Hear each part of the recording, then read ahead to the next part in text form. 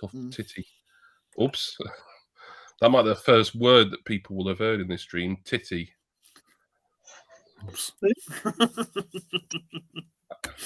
As in the sentence, Wayne still suck. No.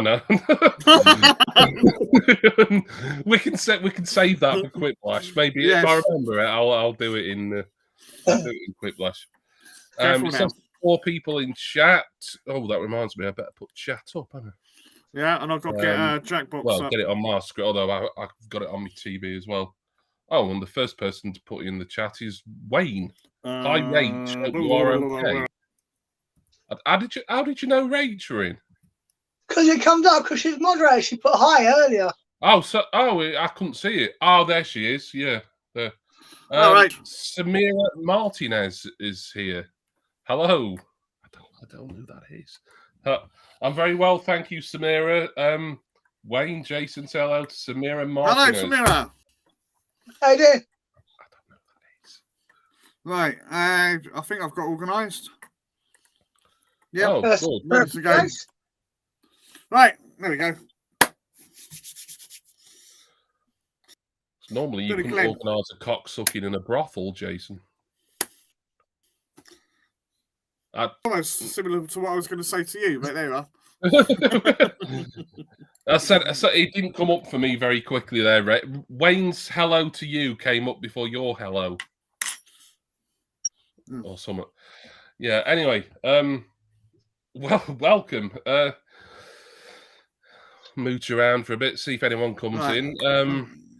I've not sent Coombsy the link. I sent him it a couple of weeks ago, and he weren't available. So I'm assuming he'll come in the chat if he is available, and then he'll let us know if he wants to join us. That's up to him. But I'm here with sorry about sorry about the washed out colours. This light's a bit brighter than I thought. It's all right. It detracts from your face, Jason, so it's fine.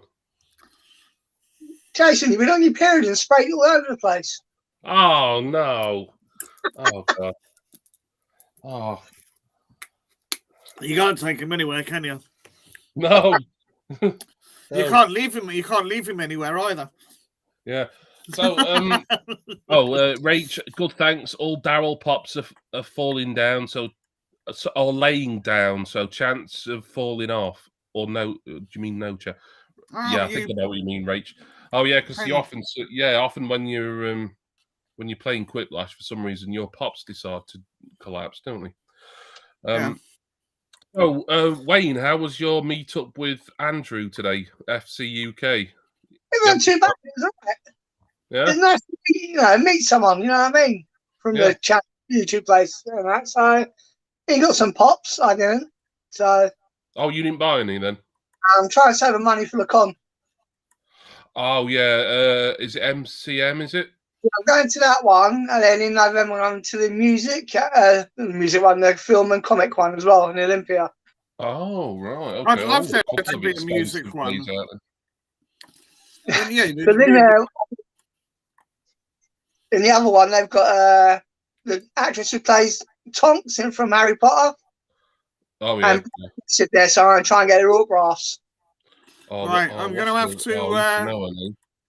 I'm just going to have to quickly reboot because this thing's not. Well, we're not reboot. Reload this page. Get on with it then. All right, be back in a minute. Yeah. I'd like to say you'd be missed, Jason, but I don't want to come on here and fucking lie. Yeah. Anyway. So you went a bit of a pop hunt with Andrew today, then, and show him any interesting shops in your neck of the woods. Well, it's Central London, Forbidden Planet. I think it's like crap, really. Disney Store was all right. Then we went to Camden Town, a little place down there, but didn't have really much. So that's the problem. People think, London, you got loads of places, but there isn't. Yeah, I mean, I suppose there's a lot. Well, if you count like the whole London's so massive, though, isn't it? I mean, like there's so many different parts of London. I mean, you can't really say, I don't know, like Arsenal's up the road from Millwall or something, can you? It's like it's not as easy as that. It's like Central London, there's hardly anything really in there. Yeah. At the West End and that, it's just manual tourist stuff. Yeah, that's true. I mean, even I've been to the West End, and it's a bit kind of Yeah. It's like there's the theatres, and then like it's all tourist shit, isn't it? That's what I liked about lockdown. You go down and there's no one there, no tourists or anything. I like yes. Yeah. Let's hope for a second plague. Come on. Come on. Rach says hopefully her internet will hold out. Yeah, you probably do better than what Jason is tonight. Anyway, I think he seems to be struggling with something. I'm not quite sure what. Oh, yeah. And there we are. Look, he's now got a black screen there. That's no, better. there he is. Right. Is it? Just looks the same to me. Yeah, no, it's all right. It was the sound issue sound issues I was having. No, we could hear you all right. I couldn't hear Wayne very well. Hello. Not that that's a bad thing, but. Wow.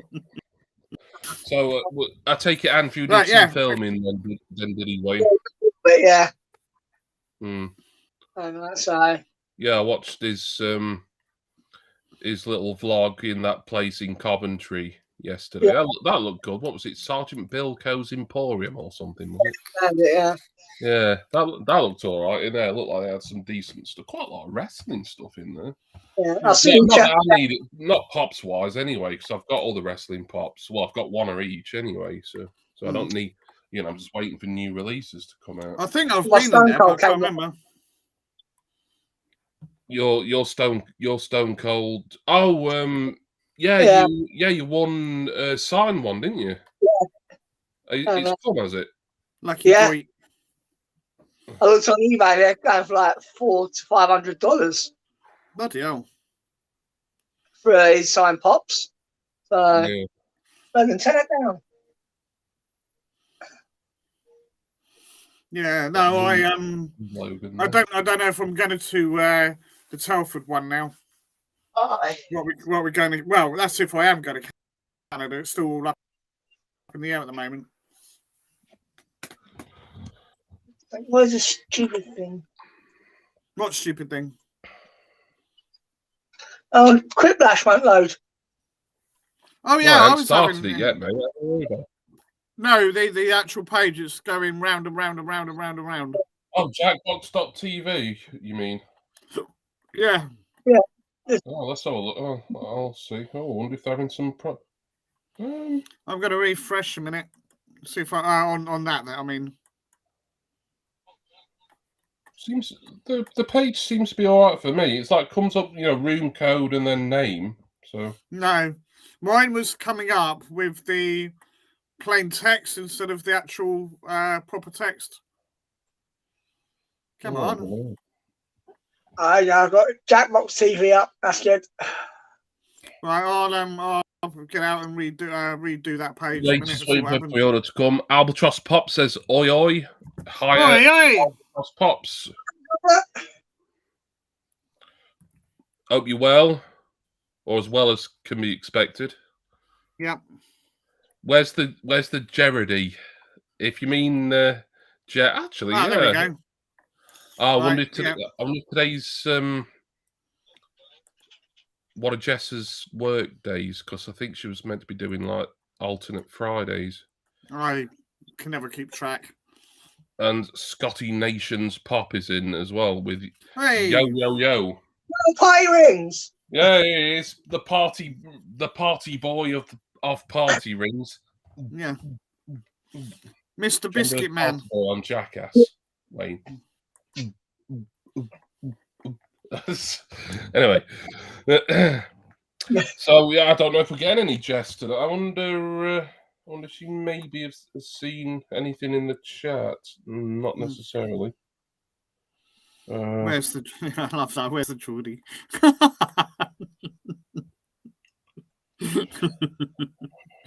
Oh dear. When I came on the first time and I was portrait, you made change. You made me. How come Deacles gets away with it?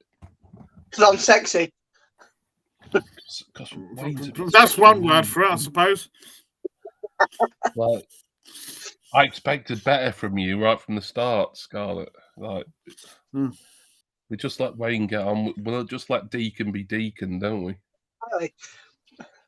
Besides, I think another reason, actually, Scarlett, I preferred you in landscape mode was because you usually had Dan with you, and you can't see two people very well in portrait mode. No, I mean, Wayne's normally on his own. I think he has Logan interrupting him from time to time. But... I mean, on the computer. Scott is a dull boy tonight doing college work.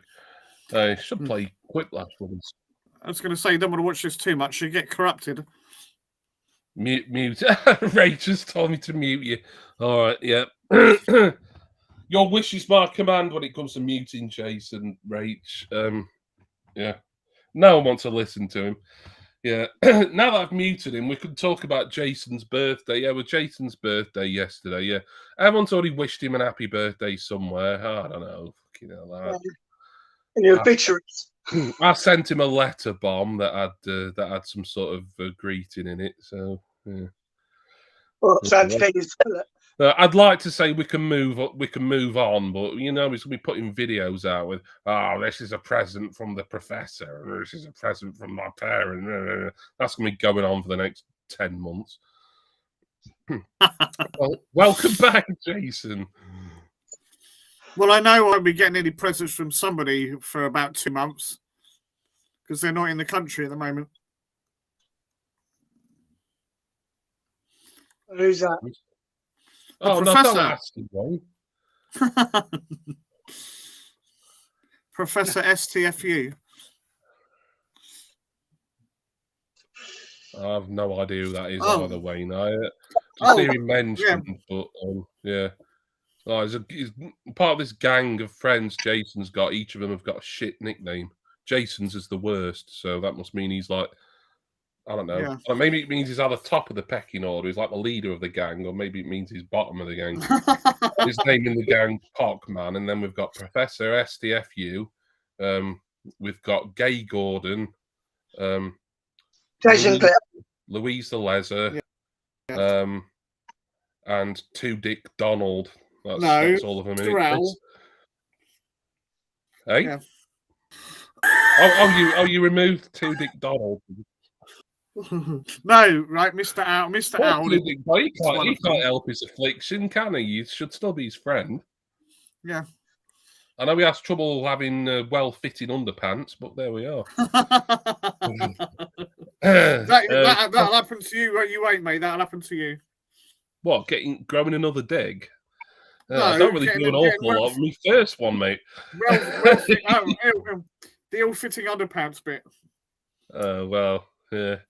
If I get to your stage, Jace, I just won't bother changing them because, well, what would be the point? Albatross Pop, Scarlett, does anyone really want to see the copper-knobbed carrot? Well, I mean, Dan was getting a bit of a fan club back in the day for a while. Not from me. I wasn't blowing smoke up his arse, but I know Geeky Heathen had a bit of a man crush on him for some reason. He did. I think Glenn's into gingers, really. Sure, we had on his last birthday video last week from his last birthday. Yeah, that's what I'm saying. His fucking 70th birthday's been going on all year, and now he's turned 71. So, Rodders Pops, Peekaboo, I'm on Twitch too. Oh, welcome, Rodders on Twitch. I didn't see Rodders, mate. anything in. Unfortunately, your chatting that come up on my TV, but I can see it on my computer for now. But hello, Rodders. Thank you for joining us, albeit on Twitch. Jason's birthday, 6-month-long celebration. It's fucking longer than that. I'm sure that it was like 9 months and we're still putting videos out. Still getting presents. It's fucking long. You turned fucking 70, Jason, not 7. Yeah. Well, no, I worried about... One of my mates owes me about 3 presents. 3 birthdays. Yeah. You don't have friends who owe you presents, Jason. You know what I mean, right? We exchange presents. Anyway, whatever. Yeah, I know what I'd exchange with you if you spoke about me like that. What we might be doing actually is going to go and see the Red Hot Chili Peppers. That's a band, Wayne. They did that song, Wayne, that you like. Smells Like Teen Spirit. You know, I can't believe you just explained who the Red Hot Chili Peppers are. Yeah, well, Wayne wasn't sure, so I told him. Yeah. Well, some people haven't got your extensive taste in music. Although, how extensive is the Red Hot Chili Peppers? Like, in all their songs about the same thing.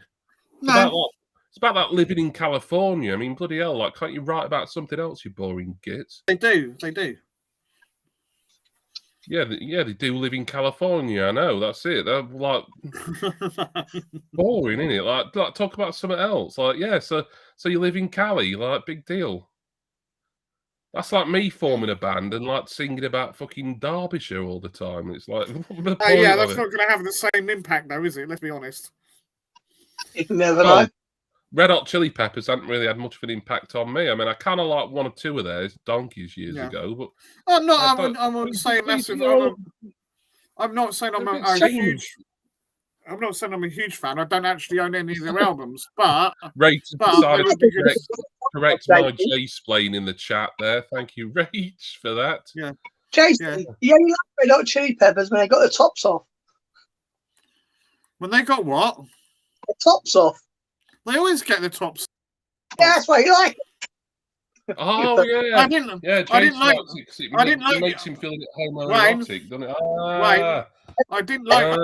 Now it all makes sense. I didn't like you when you got your top off. That's all right. Not a lot of people do. Yeah, well, if we're going to talk about exposing body parts, Jason, I don't know if you want to go down that road again after a couple of weeks ago. It's the Predator. Raw. Beast's about to come out of his cage. Where's your 70s wallpaper? Asks Scarlett. I think he's frozen. Well, no, he ain't frozen. He's there. Look. Chesterfield, so much shit's around here. Ooh. Yeah. I'd still rather listen to that than bloody Red Hot Chili Peppers. California. Oh. Yeah, we know where you're from. Like, what are you going on about it? They annoy me. But that's not their only song, is it? I'm going to mute you for annoying me because you're reminding me that the Red Hot Chili Peppers still exist. Mute it. Yeah, good idea, Rach. There we are. Right, now that Jason's muted, so he can't spoil the debate anymore. What do you really think about the Chili Peppers, Wayne? Yeah, okay. I don't listen to them that much. Well, no. No, it's special. After Under the Bridge, they kind of peaked for me, really, after that. But yeah, they're right. Yeah. Well, it's worse. It's just, Yeah. Sing about something else other than where you're from. No one gives a shit anymore, we know. Give me some swing music or some Beach Boys. Some swing music. Oh, are you a bit of a swing fan then, are you? I like jazz, I like the old stuff, but I like a lot of things. So I bet your favourite swing album's Swing When You're Winning by Robbie Williams, isn't it? Nah. I don't mind Robbie. He's all right. I would take the piss, but I've got his first 3 albums on mini disc because they were quite not cheap, but cheapish. Yeah. Well, I don't know that bashment stuff or acid shit. Scarlett says looks like the main singer has a massive knob. That and the topless stuff. That's why Jason wants to go and see him. What's his name? Anthony something or other. The singer out of Chili Peppers. Come on, Jason, you're the fan. Anthony Kiedis. Kiedis. Oh, Kiedis. Yeah. And then you got Flea. Jesus. Oh yeah, Flea. Yeah, I'm trying to remember the name of the other guys. No, I can't. One of them looks like Will Ferrell. Yeah, he does that. Is one's name Chad something? Chad something, yeah. Yeah. But they did have a lineup change as well. Dave Navarro, but he was in them, but he's not anymore, is he? No. His knob He's is been about as big loads as Jay's. Well, it's funny you should say that because his knob's probably about the same size as Jason altogether. But Flea actually named himself after Jason's knob. Thank you, mate. And we all saw confirmation on that. Did Titchy Strider get his name off of you then? Tinchy Strider. I don't know. That sounds good. I'm not sure what a Tinchy Strider might be. It sounds fairly complimentary though, so I'll take it. Is it Tinchy or Titchy? Tinchy. It's not Titchy, you dickhead. Oh, Tinchy. Right. Okay. Fair enough. Yeah. He's someone who came out within the last 15 years, Jay. So it's a bit modern for you, mate. I won't worry about it. Oh, You don't exactly like new music as well, either, do you? Well, not chart music, anyway. Not a lot of it, no. There you go, then. Well, I mean, but I do listen to newer artists, but I find them on places like Bandcamp. I don't go to bloody Radio 1 or the top 40 for it. Exactly. I go to, somewhere where I can listen to something decent. Yes. Yeah. Agreed. Sorry, Wayne, were you going to say something before Jason interrupted you? No, that's all right. Okay. I'm not sure. Right. Nothing of me. Rachel saying, "Oh my God!" Oh, you're still thinking about Jason's flashing on. I'll tell you what, mate. There are two records I got. Well, one of them certainly you'll think is a bit unusual. Oh yeah. It's not your average rock record, shall we say? Oh, okay. Don't narrow it down an awful lot, mate. But... Yeah, it's almost a soundtrack, but not really.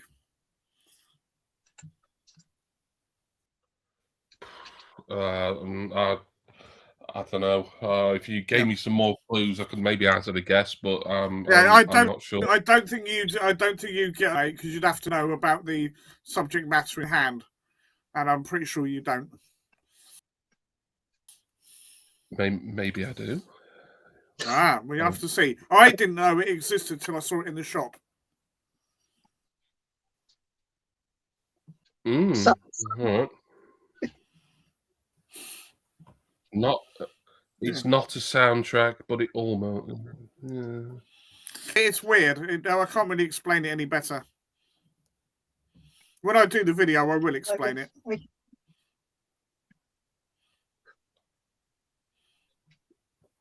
Albatross Pop saw Logan on Deagle's screen and took me a while to recognise him. Scared the shit out of me. Don't worry, it's me all the time. I haven't seen. Hang on, can you move back a bit? You can see.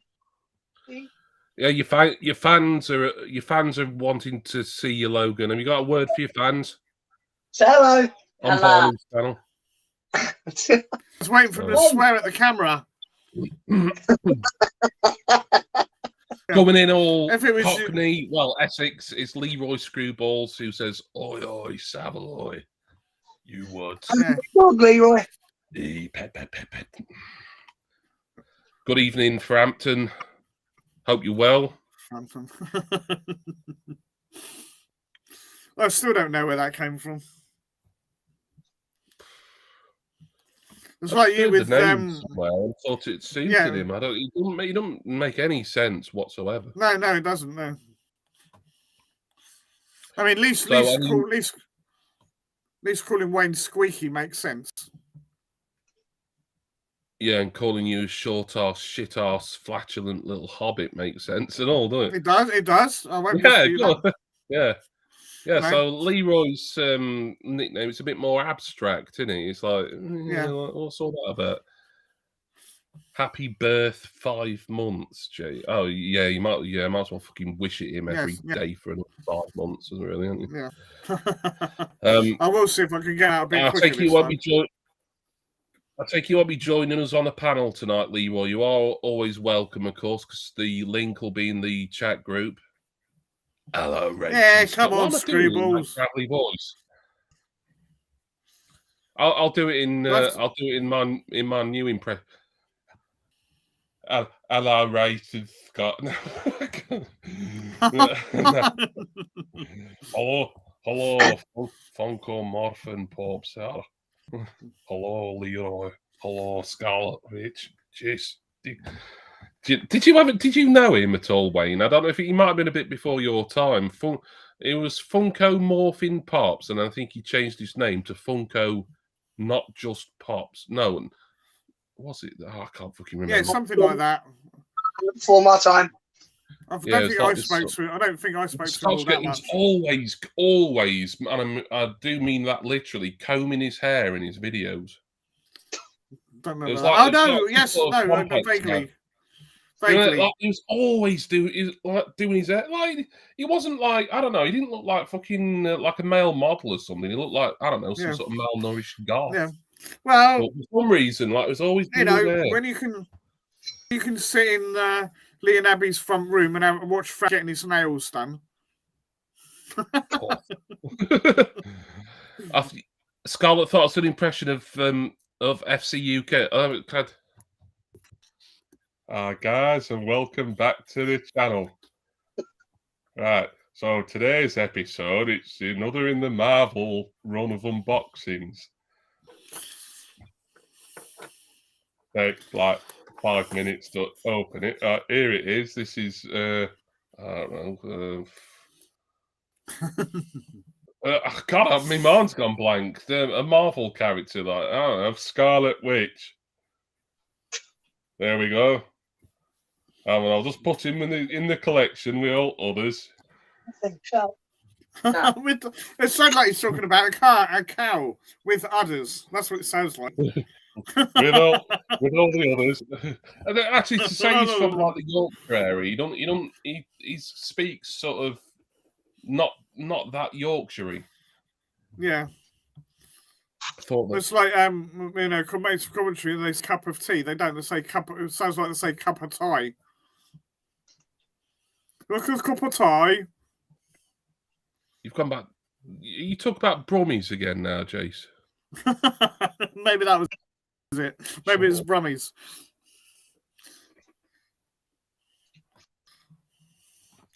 Oh yeah. Great minds, Lee. Well, I wouldn't say. I don't know about that. Yeah. Where is Jay? He's there. Look, although he does freeze every so often for me. So, but he's there. He's so small you can barely see him. Yeah. He's smaller then again, than me. Wayne's not exactly Mr. Tall either.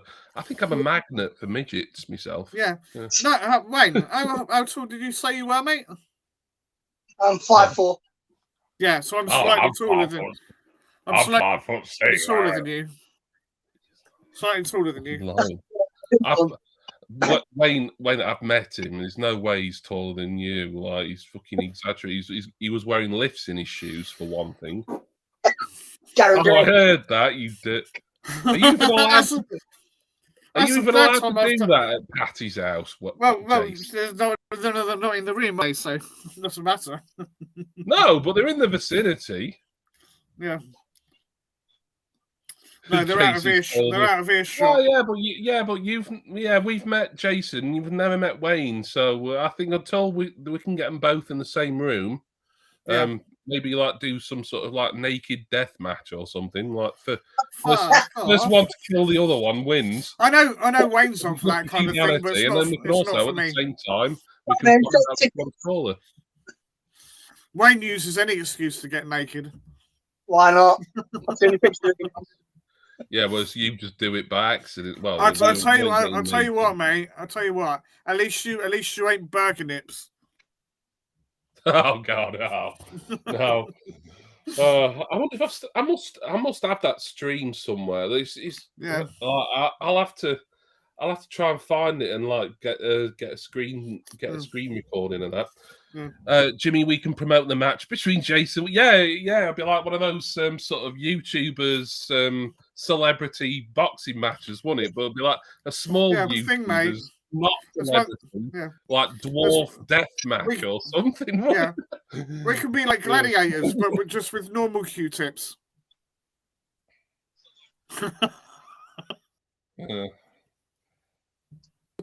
In your case, Jason, I think it should be no holds barred. And Wayne strikes me as someone who could be a dirty little fighter if given. Yeah, well, yeah, all his holds. Well, I don't know about holds barred, but it's certainly bad. Jason's got something against you taking your top off, Wayne. I mean, it was a bit of a shocker, but jealous. He beat you though. He topped it with his lad out during Predator unboxing. The fact was the Predator. Oh god. Now you can see why I removed it, can't you? No, it was funny. I had no clue until somebody told me. I thought, no, I mean, you know, I've got a certain level of standard. Yeah, that speaks volumes to your quality control on your channel, Jace. Yeah, when I'm in a rush. I had no idea I had my penis out. No, I filmed a video and uploaded it. You know, if my cock's out, then you know someone else needs to tell me. I don't know. Gladiator, I see what you did there. Yes, Leroy, well done. Good job. Have we got enough people? 1990s one, then back. Shut up, Chase. Have we got enough people for last year? There's us three. There's Rach. Leroy, are you going to be able to stick around for a game of Quiplash? Yeah, let in there, you bugger. Oh, and I can set it up quick if you can. Oh, Cornelius Chase, end of 2021 year round. Good idea. Good time to do that. Yeah. Just that as soon as people start to forget about your flashing, Jason, that'll come round at the end of the year, and it'll be your talking point. Hey, I look forward to Cornelius Chase's roundup. That'll be funny. Oh, yeah, well, I'm sure he's got a lot to say about. Well, it's been a long time, isn't it? Well, a fairly long time. Oh, he's only got one device. Oh, that's a shame. Is Scotty still in? Says there's 8 people watching, but there's never that many who are chatting. Oh no, it's gone down to 7 now. If these other people, they're probably fucking bots or something, aren't they? I don't know. Like whoever you are, you 7 people, or the people out of the 7 who aren't talking. Why don't you just say something? You know, we're not going to bite. Well, Wayne might. Yeah. Come on, just say hello. Like, what were her name earlier? Selena Thingy, you came in. I had no idea who that was. But we're all very pleasant. Yeah, mostly. Samira. Yeah, I know you're still here, Rach. Thank you for that. Always appreciated. Yeah, we could just do with one more person and then if we've got 5 people for a game of Quippers. Because unfortunately, Frammers hasn't got a spare device. Well, I mean, well, you could do it with one, but it'd be a bit difficult, really, to keep track. No, I managed. No, but but I mean, like, you can open another window though, or tab. True. Yeah, it is a bit awkward. On a phone, it's not really. You can't. It's difficult. I think on like certain iPads, it might be. Although I don't know. No, not enough experience in that department to know. So, while we're waiting for some more people and hopefully a game of Quippers, we'll go back to Wayne. Wayne, can you give us some spoilers about what FC UK bought today? Or aren't you allowed? You mean sworn to like some sort of secrecy agreement? Well, he showed that chase he bought, didn't he, on his pictures? Oh, I haven't seen his pictures. Bo Is that Katana. on Instagram, is it? Yeah. Oh, could be. Yeah. Let me have a look. Jimmy, if you see that Iron Maiden chase anywhere, let me know. Iron Maiden chase. Yeah. No. The three new I know ones. that 4-pack I've got, that's back in stock at EMP, but yeah. I'm not too worried about that because I've got the others. Well, yeah, it's a bit. To to be fair, I love that 4-pack. It's great. But if you notice on my video, the glow on it's pretty shit. Yeah. To be honest, it's not very good at all. FC UK. Jimmy, on my Facebook page, when you're chatting up my mum, it's on there. She started talking to me, just telling me what a misery you were.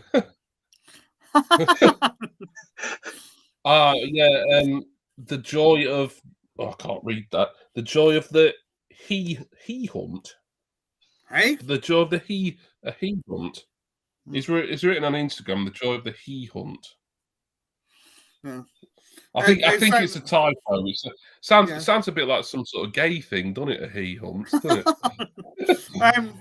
Place in the wild, and he's tagged Wayne 1706 is a lucky charm. Well, he's as big as a leprechaun. That's true.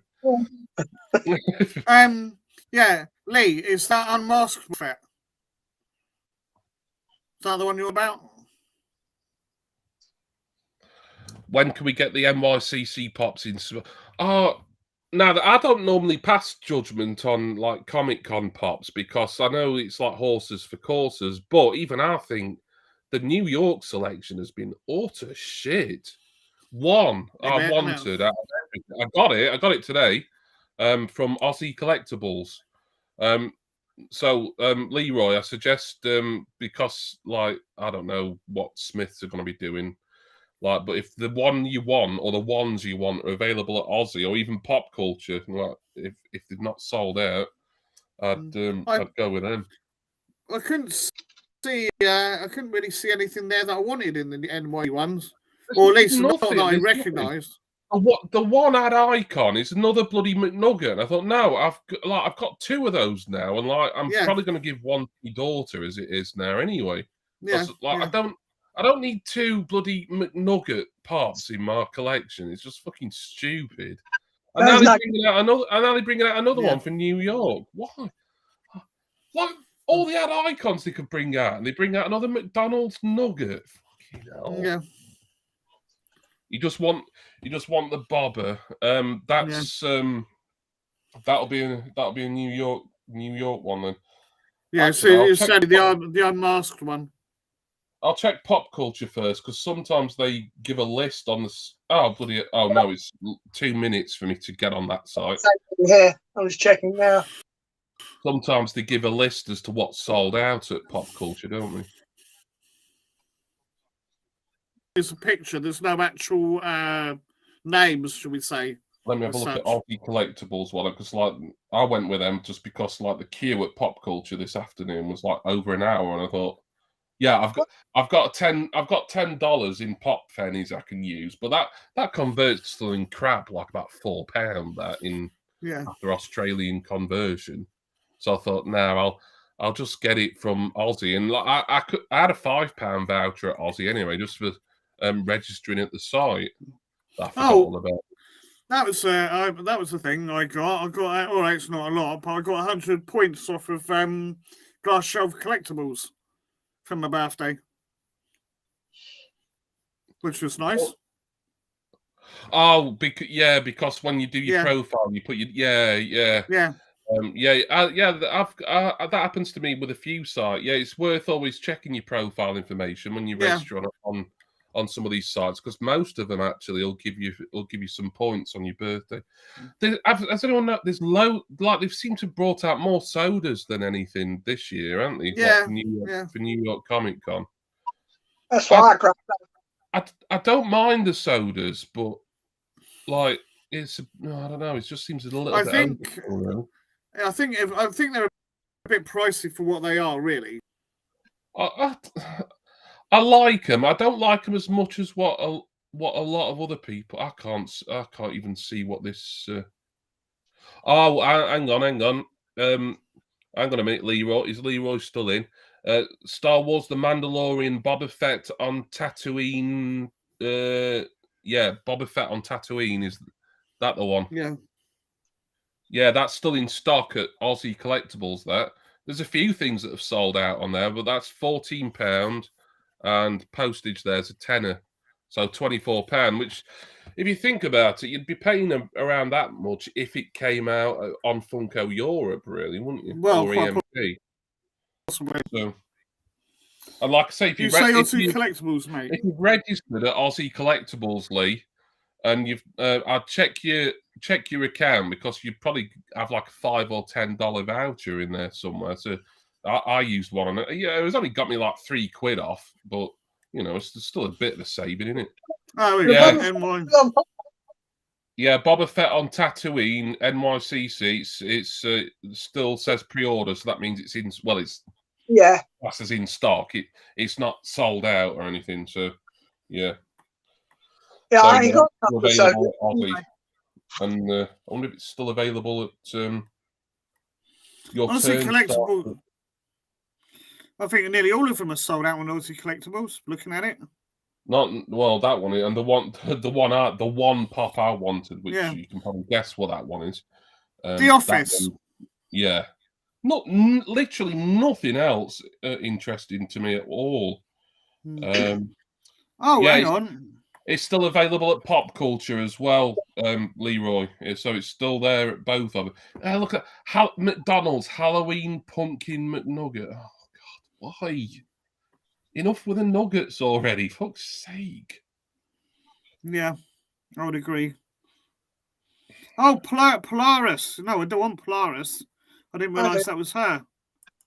Well, that's coming in, I think, Smith or something. Or no, Game. Game? Yeah, Game's getting her. And that is the proper one, isn't it? It's the comic book version, not a movie one or anything. Oh, the comic book one. Excellent. No, and I know Pop Culture then, Chase, or Aussie, because Game, they're going to be charging a fortune, aren't they? Well, yeah, I mean, it was all swings roundabouts, really.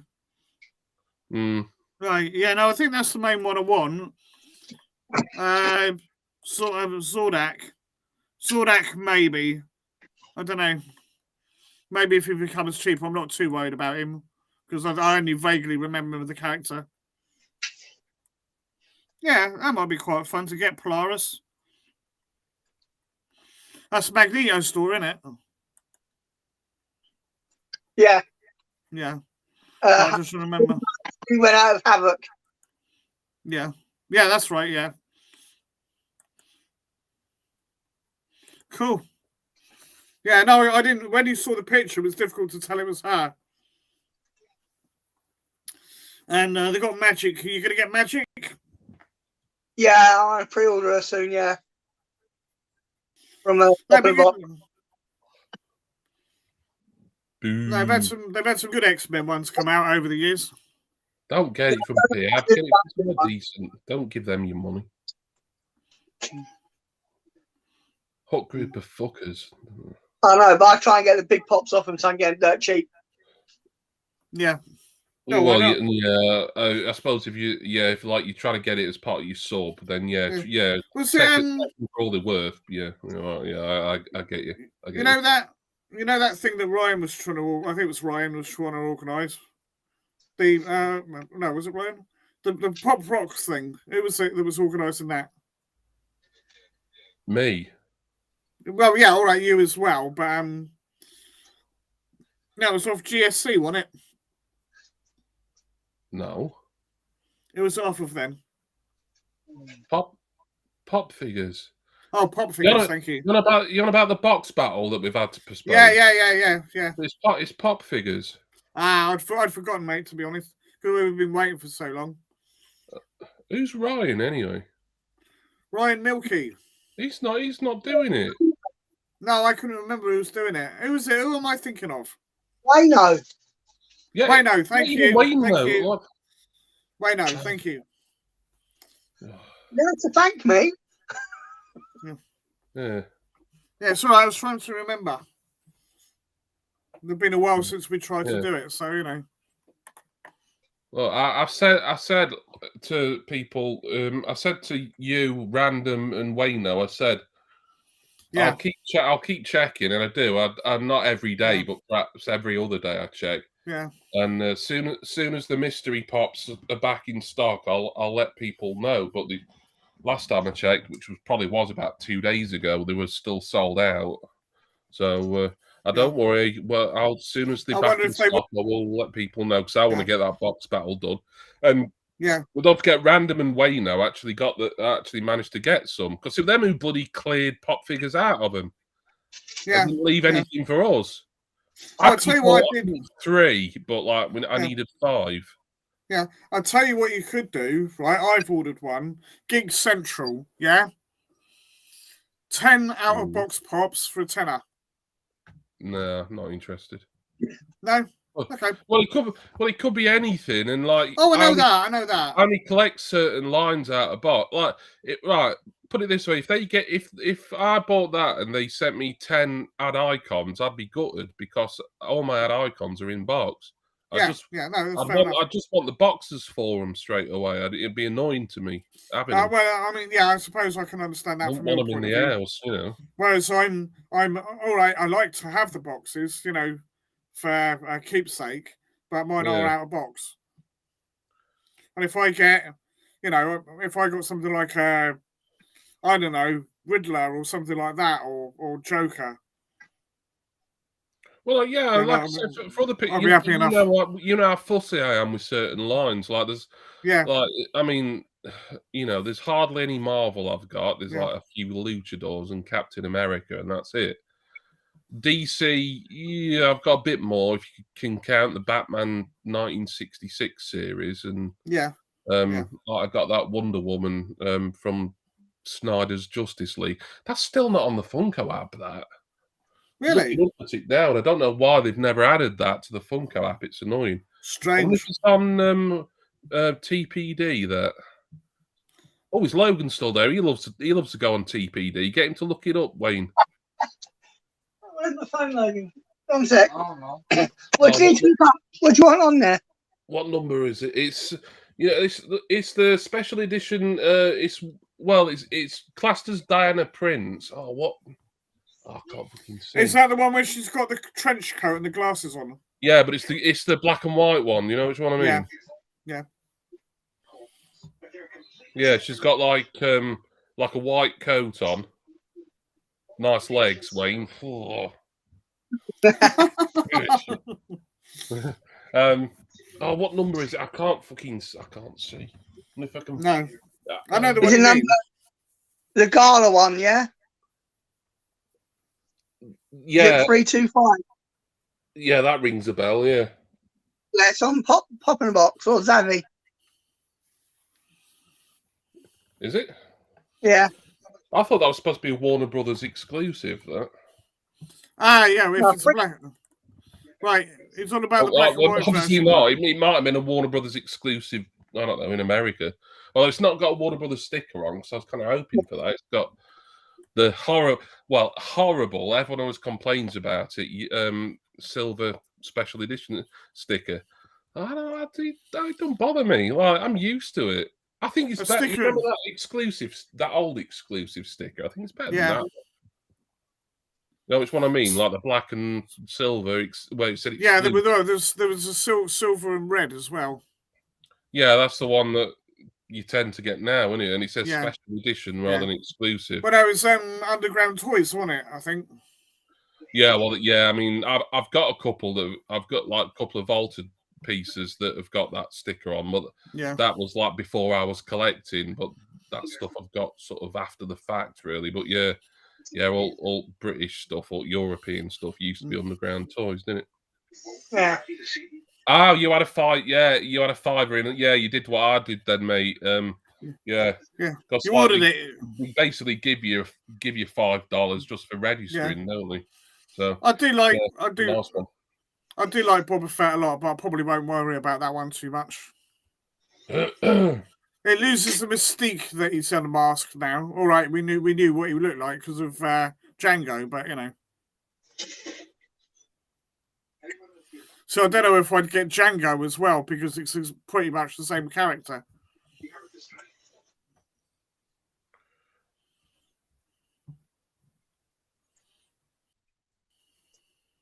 You really want that 2019 NYCC Mando, but it's silly money. Never stopped you before, mate. Yeah, that's true. Yeah, go on, pay it off at over 6 weeks at Pop Figures. I'm probably going to be getting another couple of G-word level pops from there soon. Maybe next week, possibly. You get yourself a Frampton. Get yourself. I'm going to get myself a couple of Frammers, not because I think they're worth the money, because they're not, but just because when I know I can pay them off in 6 installments, it makes me feel a bit better about it. Yes. Yeah. That's what I did with 3 installments. I did with one of mine. Yeah, I do, even with like sort of the more cheaper stuff, I do it quite a lot. Just Yeah. I just think, if split it, because it's costing, some stuff I've bought has cost like about £2 something every week. It's like, if it's interest free, so why not? Yeah. And you get it when you get it anyway. It's not. I mean, Glass Shelf Collectibles, they've got a different layaway system, and theirs you always have to wait until it's paid off in full before you can get. Yeah. Before you can receive it. That's why I think it's best to get pre-orders on layaway at Glass Shelf Collectibles, because obviously you're not going to get your pre-order right away anyway. But fucking Funko pre-orders, you can get them between any time between now and like your funeral. Exactly. It's all I keep doing it still, but I hate pre-ordering it. It's just such a pain. Well, I had that business with you. Had one a while back, didn't you? That took ages to come through. Oh, I've had a lot like it, really. Yeah. I had those was it Prince Adam, and I think it was Prince Adam and the Sorceress, and they took nearly a year to come out. Was that Hull Pops? Was it? I think so. Yeah. Yeah. Nothing, wasn't their fault. Nothing they could do. It's all down to Funko. Yeah, I know, and it's frustrating when you know that other sites have got them in. Like, yeah.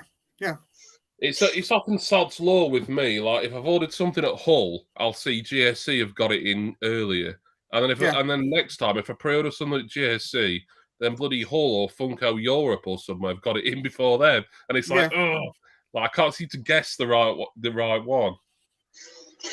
Just is, mate. Nothing you can do. Right, I'm just going to go make a drink and charge this. I'll be back in a minute. Yeah. Okay.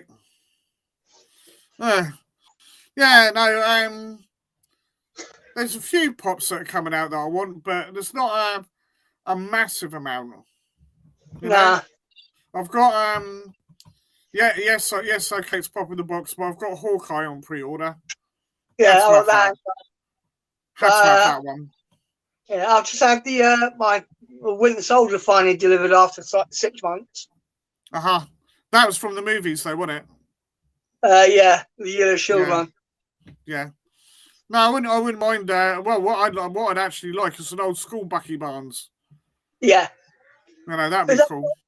What I need to do is just go back to all the OG characters and use them. Yep. There's so many they can use.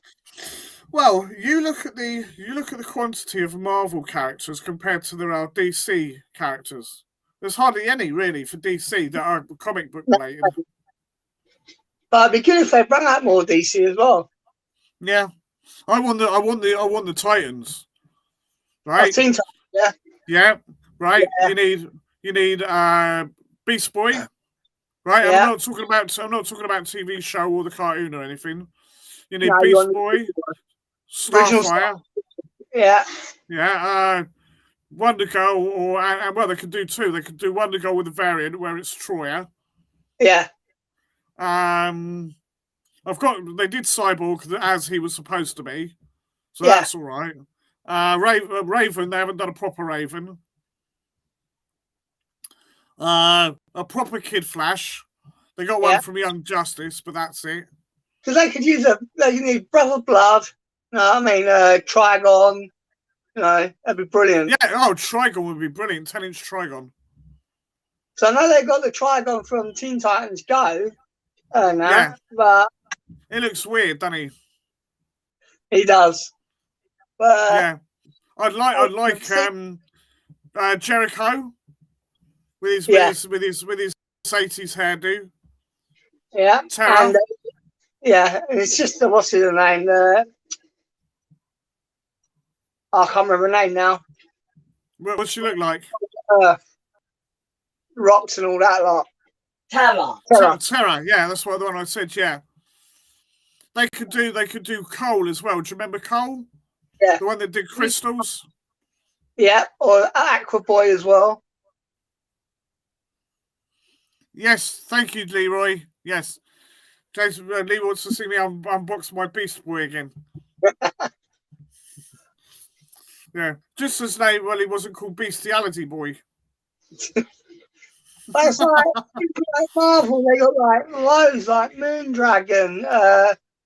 Yeah, so many characters they can use. I want the original Guardians of the Galaxies. Yeah. So you've got Charlie 27, Martin X, all that lot. You got Yondu, but with a big thing and the yeah, the proper Yondu, brilliant. And that, so yeah. But there's so many, but they need to do it. Yeah. Well, apparently, I don't know if you read, but the Yondu from the movies, right? They did a comic book of him, right? And putting him in the Marvel universe, and his ancestor is predecessor is the Yondu that we've met in the 30th century, whatever it is.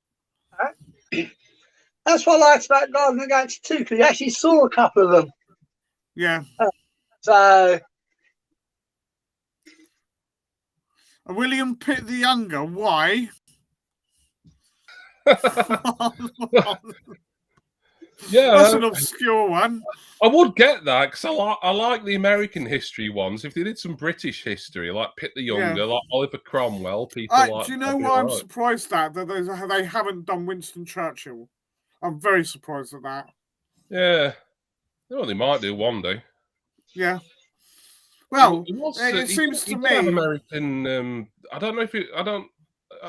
No, it wasn't by marriage. I think it was like, blood relatives. I think he was part American and all, Churchill. I don't know. Yeah.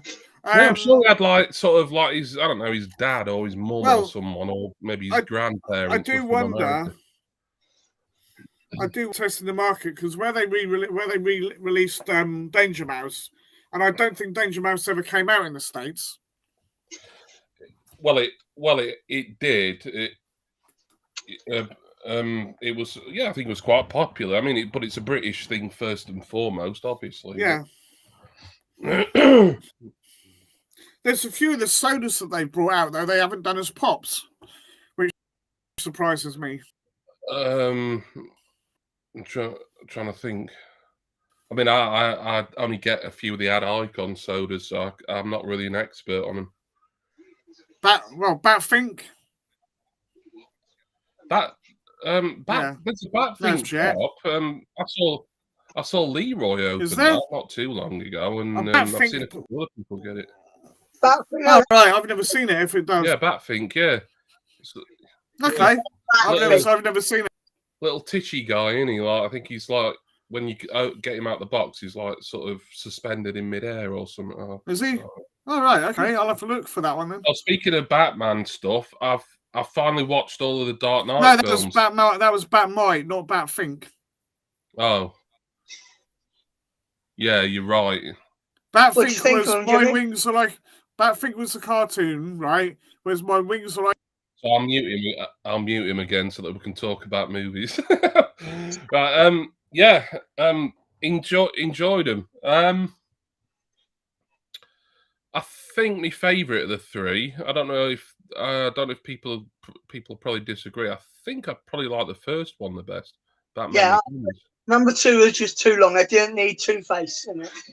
Yeah, you're muted again now, Jason. Yeah, it did go on a bit, didn't it? Because it seemed like it was going to end at one point, and then it was like that was like only about halfway through the film. I'm like, fucking hell, it's been on for about 6 hours already. Once Joker died, they should have just ended it, but they carried on with the Two-Face bit, and it just too long. Yeah, it was a bit. Yeah, although I know it got really good reviews because I always look at the Wikipedia information and things like that when after I watch a film, and I read about the production and what people rated it, and it was classed as one of the best superhero movies ever made or something like that. They're just dying. Yeah, But I preferred the first one, Batman Begins, I think. Yeah, that's good, like that. They still haven't done Bane right either. No. I like Tom Hardy in certain things. I don't know.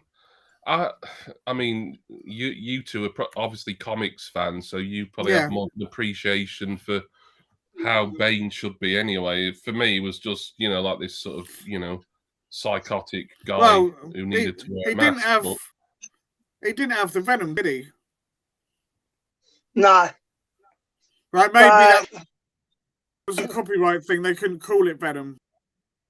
Yeah, it's hard TV in that in the show. So yeah, it's like this instant steroid boost that he gets. He's got all these hoses that go into the back of his skull when he presses a button, and then he basically bulks up. The end of Dark Knight Rises, though, I don't know. It looked like they were setting up for a fourth film, but obviously there wasn't one. I mean, I don't know. I don't know if that was a shame or not. Really, I mean, I suppose they can't. No. Yeah, because I was under the impression it was always supposed to be just a trilogy. But when you end with sort of this guy whose real name's Robin, hanging around in the Batcave, and then you think, oh, hang on, is there another one coming? I don't. Yeah. They was going to set it up, but they didn't. No. I think both. I like Batman stuff generally. So. Yeah. I think Christopher Nolan had pretty much done all he wanted to do. Well, yeah. I know. So, and it was, it's not necessary. Yeah, I mean, giving an ending like that. I mean, and then Alfred seeing Bruce Wayne and Selena Kyle, Catwoman, just sort of in Italy or wherever that was. It left it open ended just in case, I don't know, someone else would make a fourth. But I don't know. It never happened, did it? It just went on to that DC extended universe stuff, didn't it? That I think it's a bit sort of hit and miss at best from what I've seen and what I've read about it. Because I've never seen the Batman v Superman movie. I've not seen that. Apparently, that's not very good. I wouldn't from what I've read. No, but I tend to like stuff that a lot of people don't like, because I really liked Suicide Squad, and everyone hates that, and I thought that were a lot of fun. So, and Venom, trust me, the second one is a hell of a lot better. The second Suicide Squad. Yeah, it's a hell of a lot better. I'll wait for that. If I can watch it when it sort of comes out, digitally, and I don't have to pay too much to see it, I'll try and watch it. But I don't know. I liked the first one, but I liked Venom as well. That didn't get very good reviews, apparently. I've watched it again since, and I've sort of said, okay, it's not really connected with Spider-Man, blah blah blah blah. And as a standalone film, it's all right. Well, yeah, I mean, it's not part of the MCU, is it? So no, it's not. But because both films were done, Spider-Man and Venom were both done by the same studio, I believe. You would have thought they would have tied them together. Yeah, but Spider-Man is in the MCU, though, isn't it? So now, but he's still technically owned by Sony. Yeah, because I've not seen. I've still not seen any Spider-Man MCU stuff. I know there's one of them's on Netflix, but I think it's like the second or something like that. And I want to watch them in order. So, and I've always got loads of other stuff to watch. I've been rewatching Minder again. The new one coming out soon. Yeah. Right. Just great. Actually, he remade Minder, didn't he? Channel 5 back in about 2009. My schoolmate was actually in Minder. Your schoolmate what? Schoolmates was in Minder. I did a little appearance. Yeah, as a school kid. He played a school kid. my mate, he's the same age, but he's actually got a little part in it. Oh. And what's the name? The guy who played Minder was talking to him. Oh yeah, it was the new Minder in the remake was Lex Shrapnel. I think the actor's name is. I can't remember what the character's name was, but Dennis Walker, I think. Yeah. Oh, so I thought for a moment you were saying like you went to school with Lex Shrapnel. I suppose you could be probably similar age to him actually. Well, you know, you know, do you remember Yaz? Do I remember what? Yaz. Oh yeah, from Yaz and the Plastic Popular. Yeah. She went to my school. Oh, did she? She must be a bit older than you though, surely. No, not that Yaz. Oh, the only way is up. That one. Yeah, I know what you mean. Yeah. Yeah, we know who you're on about. Yeah. She was in my year, I think. She was. Oh, so she's your age, is she? Yeah, I think so. I mean, you had a couple of kids from Grange Hill as well. Yeah. That's something. BritBox is great for stuff like. Well, I mean, I've got Minder on DVD, but I've been rewatching Grange Hill on there as well. So there's always loads of good stuff. I mean, you mob are always there with like, oh Marvel, oh comic stuff, oh superheroes, oh the boys. So it's like fucking hell. Like we've produced some brilliant telly back in the day, and loads of it's on BritBox now. $5.99 a month. You can't whack it, but I do like my old British telly though. From English Singer. Yeah, she's that.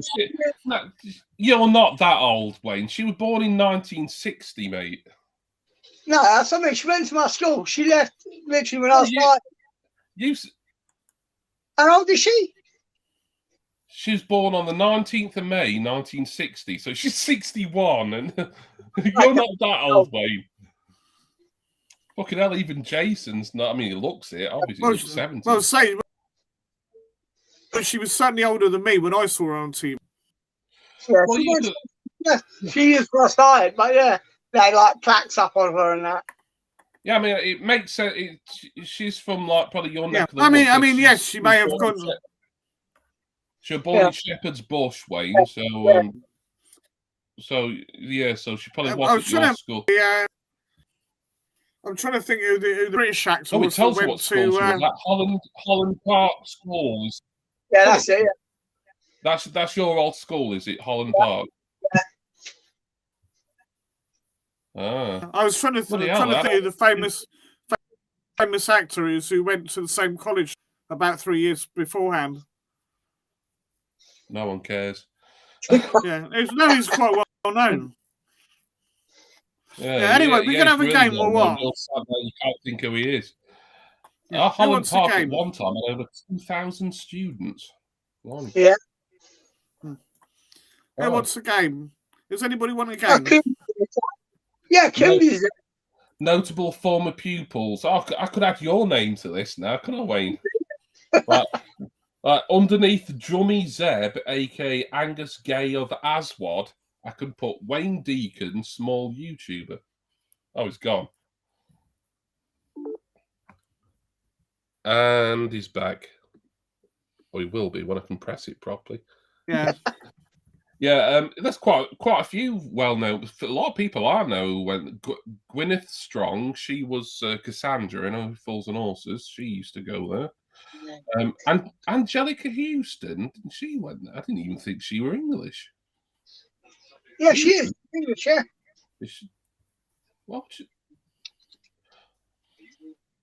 She was born in LA, so she must have moved to. When she was 2 years old, the family relocated in Ireland, right? And then she attended school at blah blah blah, and then later attended Holland Park School after relocating to England. So she did live in. Yeah, she would have lived in London for a time. Someone out of Aswad, Makita Oliver. Yeah, I remember her. She used to present stuff. Charlie Condo, he's an actor. I know him from here in Coronation Street. I think he was in what was it, Queer as Folk as well. Yeah, the actor I was thinking of was Colin Firth. Oh yeah, Colin. Well, he's a bit older than you, Chase. Surely he wouldn't have been there. in a no, fairly recent. recent. It's about 3 years beforehand, something like that. So you're telling me Colin Firth's only 3 years older than you? Let me have a look. Because we've already debunked the myth that Yaz and Wayne Deacon are the same age. I can't remember. Colin Firth. No, he's someone else who was born in 1960, Chase. I mean, maybe he was a mature student, possibly, but yes. I mean, yeah, he was born in the village of Greyshots, Hampshire, so yeah, he's from your neck of the woods, I suppose. But yeah, he has got a brother called Jonathan, who's an actor. Now, Jonathan Firth's only 3 years older than you, Jace. You sure it's not him? what it was. Maybe that was what it was. There we go. We've cracked it, Wayne. Yeah. Oh, jeez.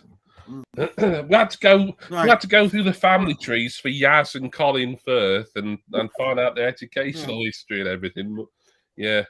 We've finally stopped you, pair, from talking out your arsehole. Who's your most famous relative, then? Do you reckon? My most famous relative. Yeah. I don't know, because like there's people on my dad's side. I think the people they're sort of like quite eye opening on stuff like newspaper publishing and things like that. But I don't know them very well, so I can't really say anyone.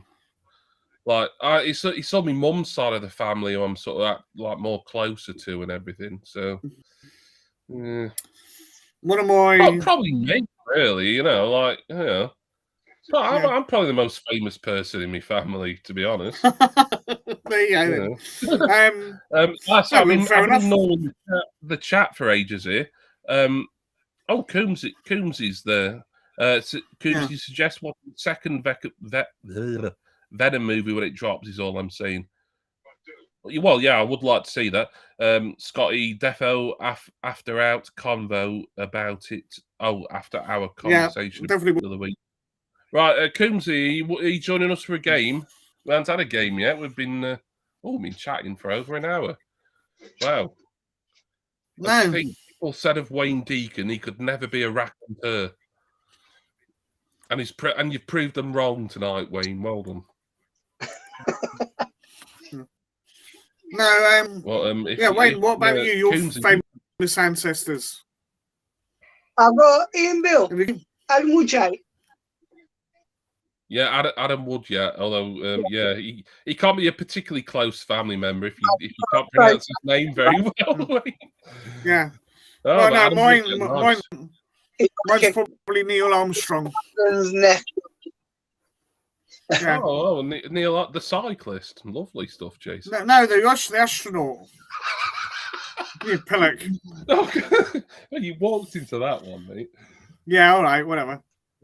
Yeah, no, it's I can't remember, some sort of like distant cousin to my granddad. We got a letter from him somewhere. Actually from him, not written by his manager or whatever. Dear Clow family, if I could go into space again to escape Jason's arse, I would. Love me. Yeah, well, he never met me. Yeah. You don't need to meet you. Your anyway, for being a flatulent sod has just travelled the world. Hey, West Coombsy, are you having a game? If you're having a game, we've got 5 people. Oh. You're welcome on the panel as well if you want, Coombsy. I mean, yes, mate. For what that's worth now. Turn it off. Turn it down. No can do.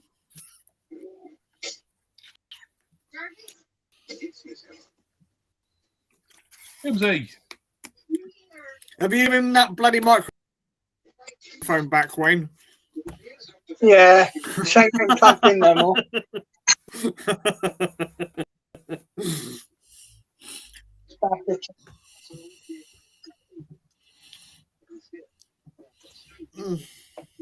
Ow, buggery. I don't know if Coombsy left or not. The chat's gone really quiet. Oh, Ryan Mills. Oh, Ryan's in. Hi, Ryan. Nice to see you. Ryan, out for game money. Ryan, do you want to have a game of Quiplash with us? We need a fifth. I mean, at least 5. I mean, 5 really is the minimum for a decent game, I think. Come on, Ryan. Come on. Get on with it.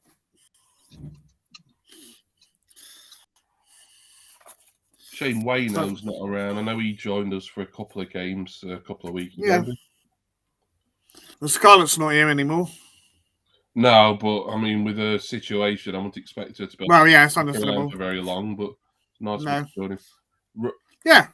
Ryan wants. Oh, you're asking. Yeah. Ryan, let us know. You've been summoned by the Lord of Loftus Road, the Queen's Park Ranger, Wayne Deacon. Where did then? I don't know. I think it's because I knew he was a QPR fan. They're my favourite London club, by the way. They are, Wayne. Are they? Why? Because Eddie Hitler from Bottom supports them. Oh yeah. That's the only reason why I like QPR better than any other team in London, because of Eddie Hitler, who you look quite like. Actually. Eddie Hitler. What a name! Yeah, Rangers are still here. Good. So we've got So we've still got the core 4, as it were. We just need a 5th, really. Be it Coombsy, preferably both, if Coombsy and Ryan are here. But Coombsy's gone very quiet after. Come on, lads, let's have you. Not home, unfortunately. He'll play next week, though. Oh well, yeah. I'll be live streaming next week. No, no doubt. Unless I'm poorly again, which I better bloody not be, because I only just got rid of a cold. No. You sound all right. Yeah. Yeah, it's just like it takes you weeks to get rid of the phlegm, doesn't it? It's worse things when you wake up in the morning and I'm coughing my guts up. That's a shame. Oh, so it's still just the 4 of us then, because I think Coombsy's gone. Scotty will be no doubt waiting for his lady friend to tell her. Why don't you tell us about your missus, Scotty? Yeah. Inquiring minds need to know. Have you wet your whip yet? Bloody hell, Wayne. Yeah. Subtlety's so overrated, isn't it, Wayne? I was gonna say Wayne doesn't beat about the bush, but that's probably part of his problem. Yeah. Well, yeah.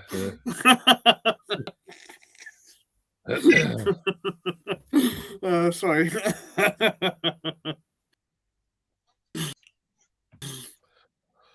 Very good, Jace. Yeah, we did enjoy it, mate. We did enjoy it. Well, we won't talk about it.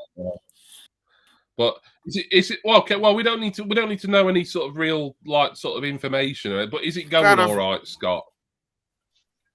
We're not prying for to try and get any titillation. Well, Wayne probably is trying to titillate himself, but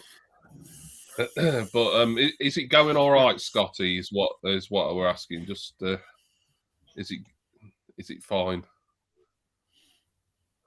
Be a bit awkward if they recently had a bust up and I'd brought her up, really, wouldn't it? And that is my luck. That I tend to really put my foot in it sometimes. Sometimes.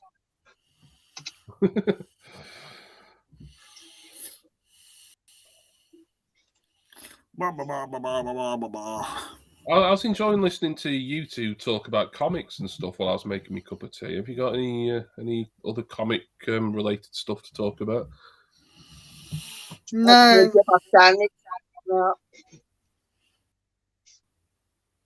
I'm way behind with comics though. I've been for ages. No. I did think about stopping it because it just goes on and on and on and on.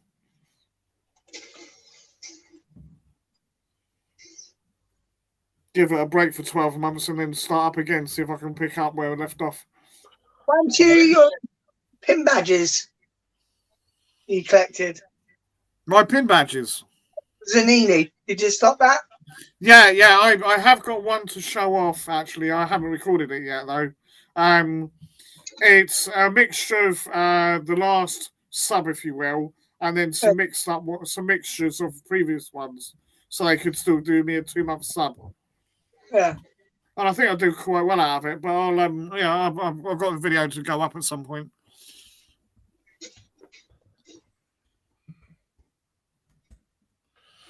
Yeah. Yeah, lovely, Scott. Yeah, thanks for letting us know. Right, so right, all this stuff that's coming out on Disney Plus for Marvel. Do you think like any of it like might end up being a bit overkill? Because I saw something on Instagram today, and they apparently bringing out a spin-off from WandaVision focusing on Heartless, yeah. Yeah, now look, the character worked well in the series. It's just like, like you could spin off people like till the cows come home, really, couldn't you? Where do you draw the line? Do you know what I mean? Well, there's so many that they're introducing now. Because what we've got the Hawkeye series. Yeah, exactly. They've already got a load of series in the can, haven't they? And then now they're planning on all these spin-offs and that. Yeah, She-Hulk, Moon Knight. Moon Knight, though, if it's done good, will be brilliant. Is there? Oh, was it? Is it Miss Marvel or something like that? Is it? Oh, Miss Marvel, Miss Marvel. Yeah, Miss Marvel. They're doing. Yeah. Yeah. See, there's like, and I mean, I know like there's a lot of Marvel fans who I know, and they just seem to lap it all up, and that's fair enough. If it's all good and you enjoy it. I liked WandaVision. I really enjoyed Falcon and Winter Soldier, and I thought Loki was pretty good as well. I've not watched What If because I'm not sure if I'll get much out of that. It's not as good. It's not as good as I hoped it would be. Some of the episodes are excellent. Well, if you think about it, like how many different series are going to branch off out of this one MCU? Because like if they, think about it, they could do it like they planning on doing an Agatha Harkness spin-off. Like, what if there's like a breakout character in that who like becomes really popular, and they're going to have a spin-off for them that branches off out of that? I don't know, how many stories can you tell before you have to start getting repetitive? That Monica from WandaVision is supposed to be being in something. You remember Monica? Yeah, Rambo. Yeah, she. Oh, what film was she? She was in a film, weren't she? Was it Captain Marvel or no? Well, her mum was. Her mum was. The mum that was in Captain Marvel. Oh, she wasn't. Oh, right. Okay. No, but there's connection, shall we say? Yeah. No, there's all sorts they're doing, but obviously they're trying to build up the new Avengers because obviously a lot of the actors don't want to be involved anymore. Oh yeah, you got no. All the top. Yeah, I think the thing is, you see, what they're saying is right. Well, we can't do like the comics and keep bringing the people back because obviously it'd be different actors. Right. You can't do that in movies. You can't do that with Panther anymore. Otherwise you have. Well, all right, you did in the end, but you'd have a 90-year-old Captain America running around or something daft, Well, yeah, I mean they've got. Surely the MCU has got to like end at some point, and then from just to like start all over again. You'd have thought one day. Well, yeah, but it's so popular still, doesn't it? So. Yeah, I'm a bit worried. Look, I think Disney Plus is great. There again, it's it's good value and there's a lot of content on there. But I do worry about overkill and about oversaturation. Like, how many of these like spin-off superhero TV series are you gonna need really before? There's bound to be one of them that comes out that people are going to be like, oh, well, that were a bit ropey. I mean, some people think slag Falcon and Winter Soldier a little bit. Yeah. Although I think that was great. That's been my favourite. Personally. I think the Externals movie is a bit too obscure. the characters are they are known and they've been around for a long time, but they're one of these throwback titles. And that's within the MCU as well, isn't it? That one. Yeah.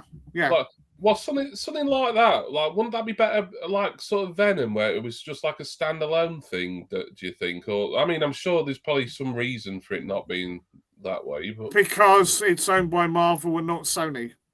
Yeah, but they could still release it as a standalone thing, though, if they want. Well, the thing is, they did try to do the Inhumans, but that only ran for what, 2 series? No, 1. 1. So that didn't take off. Yes. Some of those earlier Marvel series, they were like on things like Netflix and that, though, weren't they? So they were always they're always at like the sort of the network or the streaming services behest, really, like, like we can cancel this at any point, kind of thing. With Disney Plus, Disney owning these Marvel properties, I mean, it's up to that. They can have things carry on for however long they want, really, can't they? And what Scotty said about the multiverse, that's exactly what they're doing. That's why WandaVision was set up for. Right. Because you've got the new, without giving too much away, you've got the new Spider-Man movie. What's it? No Way Home, or whatever it's called. And then you're going to have one that is actually about the multiverse, which is the new Doctor Strange film. Yeah. Oh, yeah. It's got multiverse in the title, that hasn't it? Yeah, exactly. So, no, this is what a lot of it's for. It's all set up. And if things are made to believe that there are alternative versions of characters that we know make appearances. Yeah, ain't it gonna get all up to be a bit? Anyway, all of that. Then you've got that with the comics to an extent. If you don't know the characters, you try and pick up a book. The chances are it's but I'm on about like the average person who watches like Marvel movies and TV. I mean, like a lot of them aren't going to really care about. I mean, the comics. No. I couldn't tell you about the comics. I do think it's in some cases with Marvel. Anyway, they're just releasing stuff for the sake of releasing it for cash cow. Well, yeah, that's part of my point. That's what I'm worried about. Yeah. It's like, we've got this hot property, anything that's got the Marvel logo on. It's like, it's hot shit at the moment. Yeah. Let's keep churning all this stuff out. We can do spin-offs of spin-offs. We can do this, we can do that, and it's like, I just think, well, how much is too much, really? How much for even like your biggest Marvel fan just gets burnt out by it all? Yeah. There's just too much. There's so much I don't want to say too much content, because me not being a massive fan of any of it, I'm more of a casual kind of newbie, really. It's not really my place to say that there's too much, but it does feel like there's an awful lot in a relatively short space of time. Well, 10 years or so. No, it's the thing is, there's masses of characters in the Marvel universe, masses of them. Well, hundreds of them, right? The only thing I will say that Marvel has going for them, perhaps opposed to DC, is that although yes, they are based around superheroes, they've gone on different sort of slants to it. So like Black Widow was very much a spy sort of action thriller, as opposed to straight out superheroes. WandaVision was like a weird comedy thing. Loki was kind of sci-fi. Whatever. Yeah. Winter Soldier was that was Black Ops. And all that nonsense. Kind of action adventure, really, wasn't it? Yeah. Shang-Chi was a very, as you'd expect, sort of a modern day kung fu. Yeah, like a martial arts thing. Movie. Yeah. But then they're all sort of like, they're all in this like one shared universe. Reminded me a little bit of things like House of the Flying Daggers. Yeah. Yeah. You didn't have all rope work in that, but there was some very elaborate choreography. do She-Hulk, that's probably going to be a bit like Law and Order or something like that. Right? And then you're going to have this sort of like the psychological... basically courtroom drama style stuff. Yeah. Because of what I know of the character without giving too much of away. And then you've got another one. Yeah, Moon Knight, where that'll be all about psychological stuff. Because he's got a multiple personality disorder. Oh, that could be like a Silence of the Lambs type thing, then, could it? Well, probably toned down, obviously. Well, yeah. It won't be as gory in terms of that sort of thing, but it'll probably be quite violent.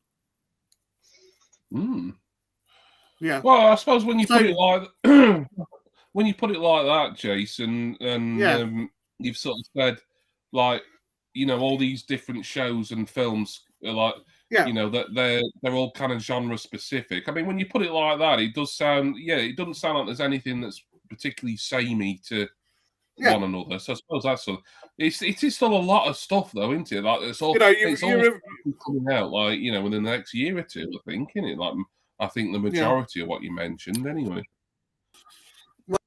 Well, what I will be interested in seeing is, now that they've effectively got the rights back because they own Fox, is what they're going to do with X-Men and Fantastic Four. And maybe we're finally a decent Fantastic Four movie. Yeah, like the first Fantastic Four was good. I like that. The thing was a bit ropey and galactus, but the second movie was total. The new one that was complete crap. The newer one, I liked the beginning until they got their powers up. Yeah. Right? You know, it was just silly. Right? And giving Dr. Doom powers. Well, Dr. Doom doesn't have any powers. He never did.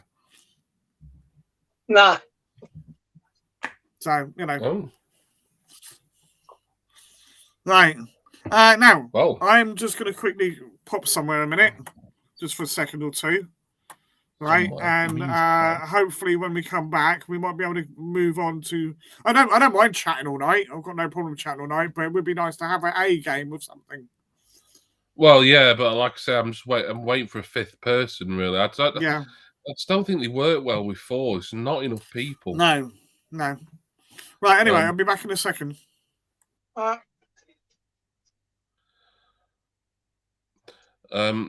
I'm just gonna have a look at the chat while Jason's gone for a poo. Inhumans was meant to be a movie. Yeah, that's what Jason was talking about. Rach only got Disney Plus to watch the new season of Walking Dead. Yeah. What have I watched on Disney that's like sort of not Disney or Marvel? I rewatched Scrubs a few months ago on Disney Plus. Was there something else? No, I don't think so. It was a great cliffhanger, wasn't it? Says Ryan. Scotty says if you think She-Hulk might introduce Daredevil. In Daredevil something else that was like a Netflix series a few years ago. Yeah, they cancelled after like the second or third season. Yeah, and that was really good. It was. Yeah, I'm assuming these like earliest kind of Netflix series. I'm assuming they're all still on Netflix, aren't they? They are. There was Jessica Jones, weren't there? That seems to last a few years, didn't it? They done that for 2 seasons. Luke Cage, I think, lasted for a season or 2. Oh, Jessica Jones was only 2 seasons, was it? Oh, one. Oh, but I know what I'm thinking. I'm thinking of Agents of S.H.I.E.L.D. That seemed to last for ages, didn't it? About 8 to 10 seasons, something like that. Yeah. Because that had that what's his face in it? Was it Agent Coulson? Yeah. They did include it in the movies and all that as well. Yeah, I thought they did. But then after the 10th season, they said no. And that. Yeah. Andrew the Star fan, and they're remaking Home Alone. God help. Yeah, well, I don't know why they're doing that. I mean, what do we really need a remade Home Alone? I love Home Alone. I love Home Alone 2. I've not bothered with anything after that. Because I think once you get to Home Alone 3, it's just all a bit shit, really, from what I've heard. But yeah, to remake Home Alone seems rather unnecessary. But so yeah, Jessica Jones, Luke Cage. That were one you mentioned, weren't it, Wayne? He had Chris as well. As what? Yeah. He had. And that led, and then they done a mix of all of them in Defenders. Ah, I never did watch all of that. Oh, who recommend? Oh, someone recommended to me that I watch Agent Carter. It might have been Scarlett actually. Who recommended I watch Agent Carter? Yeah, I've not watched that either. Because I really like. It's probably still my favourite out of all of them. It was the first one I watched. I still like Captain America: The First Avenger. Yeah. I think around the time I watched that, I was saying to Scarlett or whoever, "Oh yeah, I really enjoyed that. It's brilliant." She said, "Oh, make sure you watch Agent Carter." No, that's what network would that have been original? Was that Netflix or might have been something else? Agent Carter was Netflix, I think. Yeah. Oh, that was Netflix as well. I know a lot of these were. I know stuff like Jessica Jones. I remember seeing it on the Netflix menu back in the day. Wait a minute, let me go on mute. Right, my dad's here. Why does he have to go on mute when I come in? Are you hang on a minute. Farmer Giles. Weird. I'm Jason's dad / brother. I don't know if Agent Carter's on Netflix now. Let me. Maybe Disney Plus. No, Disney Plus won't have it, will they? No, they will should do. Well, yeah, I mean, it makes sense now, for them to get all that stuff back. Agent. Right. There we go. Back to some sense of normality. Father / brother. Why have you done that accent for? It makes him sound like a pirate. I will wear the green willow and all around my hat. Nice. 12-month family. Farmer here. Wow. Nice voice.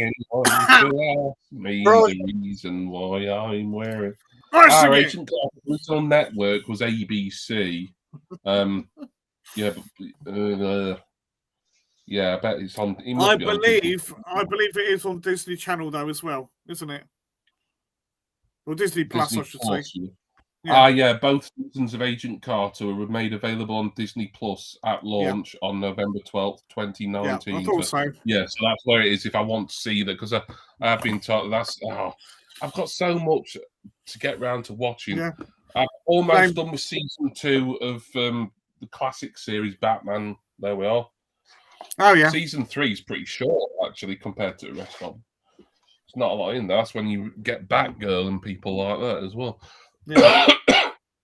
I've got Rest of Minder to read. Well, I've seen that before, so I can kind of give that a break. But I still need to catch up on the rest of Doctor Who. God knows what I'm going to do with that.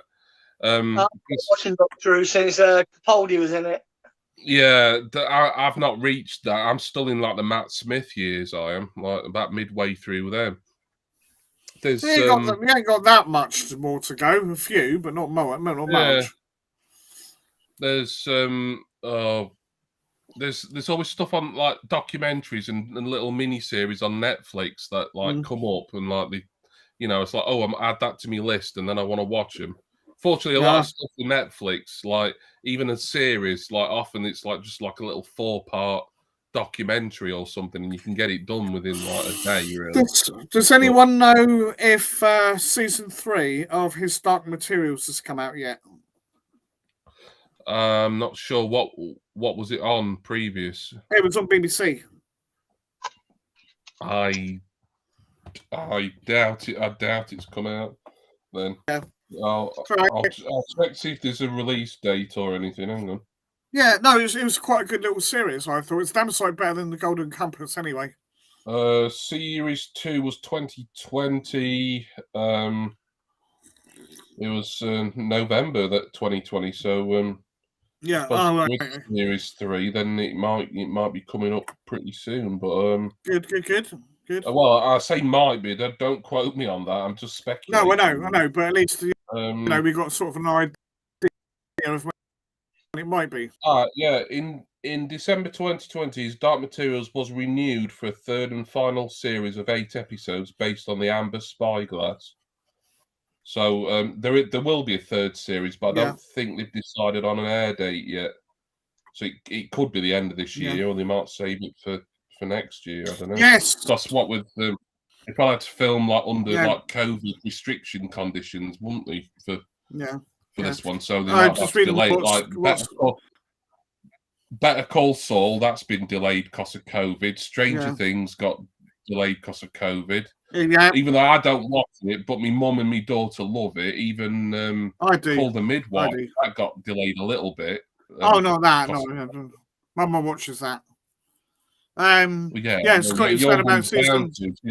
That and Songs of Praise on a Sunday evening, Jason. Which is it's because she was a nurse.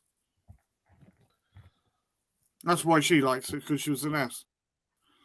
Anyway, Scotty's season 3 of Titans, and wasn't there another season of Doom Patrol supposed to be coming out as well? We haven't had that either. They talk about stuff that I'm unfamiliar with. Doom Patrol's all right. I never looked to watch it. No, so there's loads out there. Yeah, and like we've just really talked about the Marvel side of stuff. I mean, a lot of DC things, they're ending up on in America anyway on that HBO Max now, aren't they? Yes. I don't know if we're ever going to get a version of that over here, because I remember I watched a video of someone on the day that came out in America, and he was going through there were loads of stuff on that HBO Max. I've seen a trailer for that thing my nephew was working on, Rise of Dragons. The Game of Thrones. It's like a prequel, isn't it? Yeah, it actually looks better than Game. I'm not saying that because my nephew worked on it. It does actually look more enjoyable. The thing, some of Game of Thrones, the early years of Game of Thrones were pretty good. I mean, it had all like the sort of tits and fanny in it, which like was obviously going to be the talking point, but there were some good storylines in it. Some of the violence was like, it was a bit gratuitous, but it worked. Yeah. I don't know. I think I think the Game of Thrones towards the end, they just it felt like they were just making it up as they went along. After a while, to me, when you're watching something, it starts to feel like, even the writers don't give a shit anymore. And it's like, why should I give a shit watching it? Yeah, Scotty. Right, you're saying about the DC shows are better than the films from DC. Yes, I would agree. And also, what are very good. All right, if you don't like animation, you're stuffed. But some of the animation is brilliant. Yeah, but and it's not. There's a lot of there's a lot of decent Batman animated films, isn't there? That, I mean, I wouldn't mind investigating some of them. Like once I got down on the massive watch list and everything. Yeah. I did watch Batman versus the Ninja Turtles. It's a bit silly in places. That does sound pretty silly, to be honest. I don't know. Out of all the Batman animated stuff, I'm not sure I'd go with that one. I used to like the Turtles when I was younger. I used to love them. Yeah, I know. I mean, it was a fun film. It was just like some of it was just daft. What I've liked about this Dark Knight trilogy, just going back to that again, I like the kind of even though it's still superhero stuff, I like the kind of feeling of grit and realism that you get in. That was it. That was it was always Batman was all right. Yes, he does go off and fight aliens, and that was Superman and all the rest of it. But it's more street level. That's what he's supposed to be. Gotham is a horrible place. Yeah.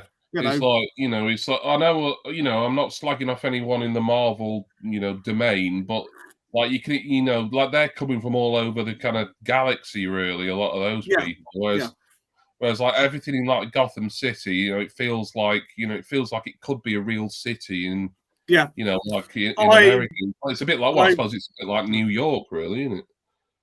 Yeah, it's meant to resemble New York to an extent. Yeah, I think Gotham was the original name of New York. something that's tied to it. That Gotham was a real city. I thought I know New York was originally called New Amsterdam many years ago.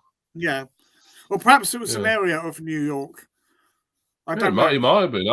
I'll put it. I don't know why I've not looked it up. Actually, just looked up Gotham City. I know there was something. That's why I think that's why DC called it Gotham in the first place, because there was a tie to it. Yeah. I mean, you know me. I'm a massive James Bond fan, and I don't know. I just felt there was kind of parallels between Batman and James Bond in a way. You know, some of the stuff in it is very sort of 007 style, really, for me. That's gonna tick a box for me, because I love James Bond. He's supposed to be Batman is supposed to be the world's greatest detective. And you don't always see that because he's so busy fighting. You don't see him working things out and all the rest of it. Yeah. Sorry, Wayne. What did you say then? I love James Bond, but I just don't like Daniel Craig. No, you don't like. I think he's great. I've not seen No Time to Die, and I'm not gonna be seeing it until I get the 4K Blu-ray. So, you know, if anyone has seen it, then obviously I'd prefer not to hear spoilers. But from what I've heard about the new, I mean, I did see something that I don't know if it was people trying to troll one another on Twitter or something. I saw something that looked a massive spoiler, and I'm like, oh bloody hell! Like, I hope that's not true, but I guess I'll find out, you know, next year when I watch it. But Casino Royale, it's not just my favorite Bond film. It's one of my all-time favorite movies. Full stop. That is like top 3, I think. Like probably second or third favorite of all time. Quantum of Solace, that wasn't as good, but I still thought it was pretty good. Skyfall, Skyfall was weird. I didn't enjoy it. Not on the first watch, but the second watch, I really enjoyed it. It's a different type of Bond movie, isn't it? You know, Spectre. There again, I think Spectre got kind of mixed reviews, but I liked it. I mean, people will always have their favourite Bonds and stuff. I mean, a lot of people criticise Roger Moore for being a bit cheesy, but like I was, but you know, it was of its time, wasn't it? Yeah. And if you hadn't have had Roger Moore, you wouldn't have had all those great villains. It's like Timothy Dalton. I liked him. Yeah, I don't mind Dalton. I'm not a massive fan of him. He's a close Bond, isn't it? Hey there, geeks and geekettes. I'll have a vodka martini. Won't I? Shaken, not stirred. Me and Mr. Geek went out for a vodka martini. And then Shaggy Sheep. I was going to say Shaggy Sheep, yeah. It's the first time, though, in a James Bond movie, you see him actually get really hurt. Yeah, that's true. Yeah, you're right. Which was the one? It was either Pierce or Timothy, where he's captured, and you see him with a beard and everything, and he's basically on his own. No one to help him. I think that was Pierce Brosnan. That sounds like the start of. Was that Die Another Day, or perhaps Tomorrow and Die? Burying. No, World Is Not Enough. It's one. Yeah. It's. I remember seeing Pierce Brosnan like sort of, you know, all dishevelled and. The Halle Berry one. Yeah, which one was that? That was Die Another Day. That was Yeah. A lot of people slated that, but I quite liked it. I like it and I don't like it. That's one of those that I can watch it and enjoy it for what it is, but I can totally see why people slag it off because there is some absolute stupidity in it. I mean, that invisible car is ridiculous. Well, the Madonna bit was totally unnecessary. Yeah, and although like that only lasted like a minute, so I can forgive that. But just some of the stuff. But it's Bond, and it's you know, for what it is. I can put Die Another Day on like I can put any Bond film on just at random and just sit and enjoy it. Yeah. But Die Another Day is fucking stupid. Now you can answer your question. Right, Live and Let Die. They got that hillbilly sheriff in it, haven't they? Yeah. Oh, right. Was he in more than one film? Came to me and then it went. Because no, it was in 2. He was in 2. He was in 2 Bond films. He was. Was he? Because the bit I remember, right, is with Bond, and they get in a car. They have to jump across this bridge, and it spirals, right? And it was the line. It was the line, right? He goes, "You're not gonna." He goes, "I sure am, boy." It just made me laugh. I sure am, boy. Yeah. Yeah, what's his name? Oh, it No, I came can't to remember. me. But it's a bit like the one out of the cop out smoking the bandit. Yeah. I don't just this basically he's a bumbling idiot. He doesn't know what he's doing. Yeah, like you're kind of southern, a bit of a sort of slow-witted southern guy. Yeah. Scotty said, "I never really got into Bond films. We watched a couple of them, just did." A lot of people say that. I don't know. Even though Bond really, it's like a kind of British institution. The amount of people I speak to, and they're like, "Oh, I'm not bothered about James Bond." Well, it's like growing up. I mean, like everyone loved a Bond film. Like, if ironically, I wasn't into it that much as a kid. It was more when I was in my 20s that I got into Bond, and I've been a massive fan ever since. Always like James Bond. Yeah. Andrew, Andrew the Star. Hello. You're all right there, right. Chase. Who will be the next Bond? Yeah, the next Bond. Next Bond. Well, if rumours to be believed, although they've been saying this for like about the last 25 years, right? It's going to be a woman. Nah, I don't think they're going to do that. I really don't, because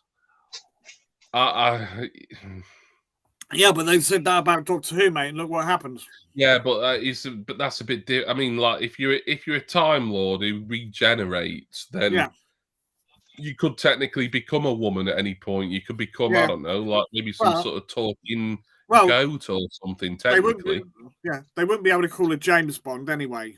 Exactly. Right? There is a difference. I mean, the James Bond is like it's meant to be a more real. It's not science fiction. Even I suppose Dine of the Day had elements of sci-fi, but I suppose Moonraker did as well to an extent. But no, I'll tell you now. I'll stake an amount of money on it, even though maybe I'm not 100% certain, but I'm 99.9% certain. James Bond will never be a woman. Now they might introduce some sort of like sidekick who's a woman, maybe. From what I know about the current film, there might be someone like that in it now anyway. Who might appear in future, but I don't know. But the James Bond will always be a bloke. I think. I don't think the production company and the writers and everyone would have the nerve to make 007 the lead character, turn her into Jane Bond. It just, I think it'd kill the franchise. And I'm not saying that. I don't want a woman to be James Bond, not for any sexist reason. I just think no, that's fair enough. Like do a spin-off or something with like, I don't know, with one of the female agents, and that have a not be a Bond, but she can be whatever 008 or I mean, James Bond himself needs to be a bloke. Now then, the guy who keeps being rumored for the role is Idris Elba, who I think is a fantastic actor. And I know there's going to be some people who will be like, ooh,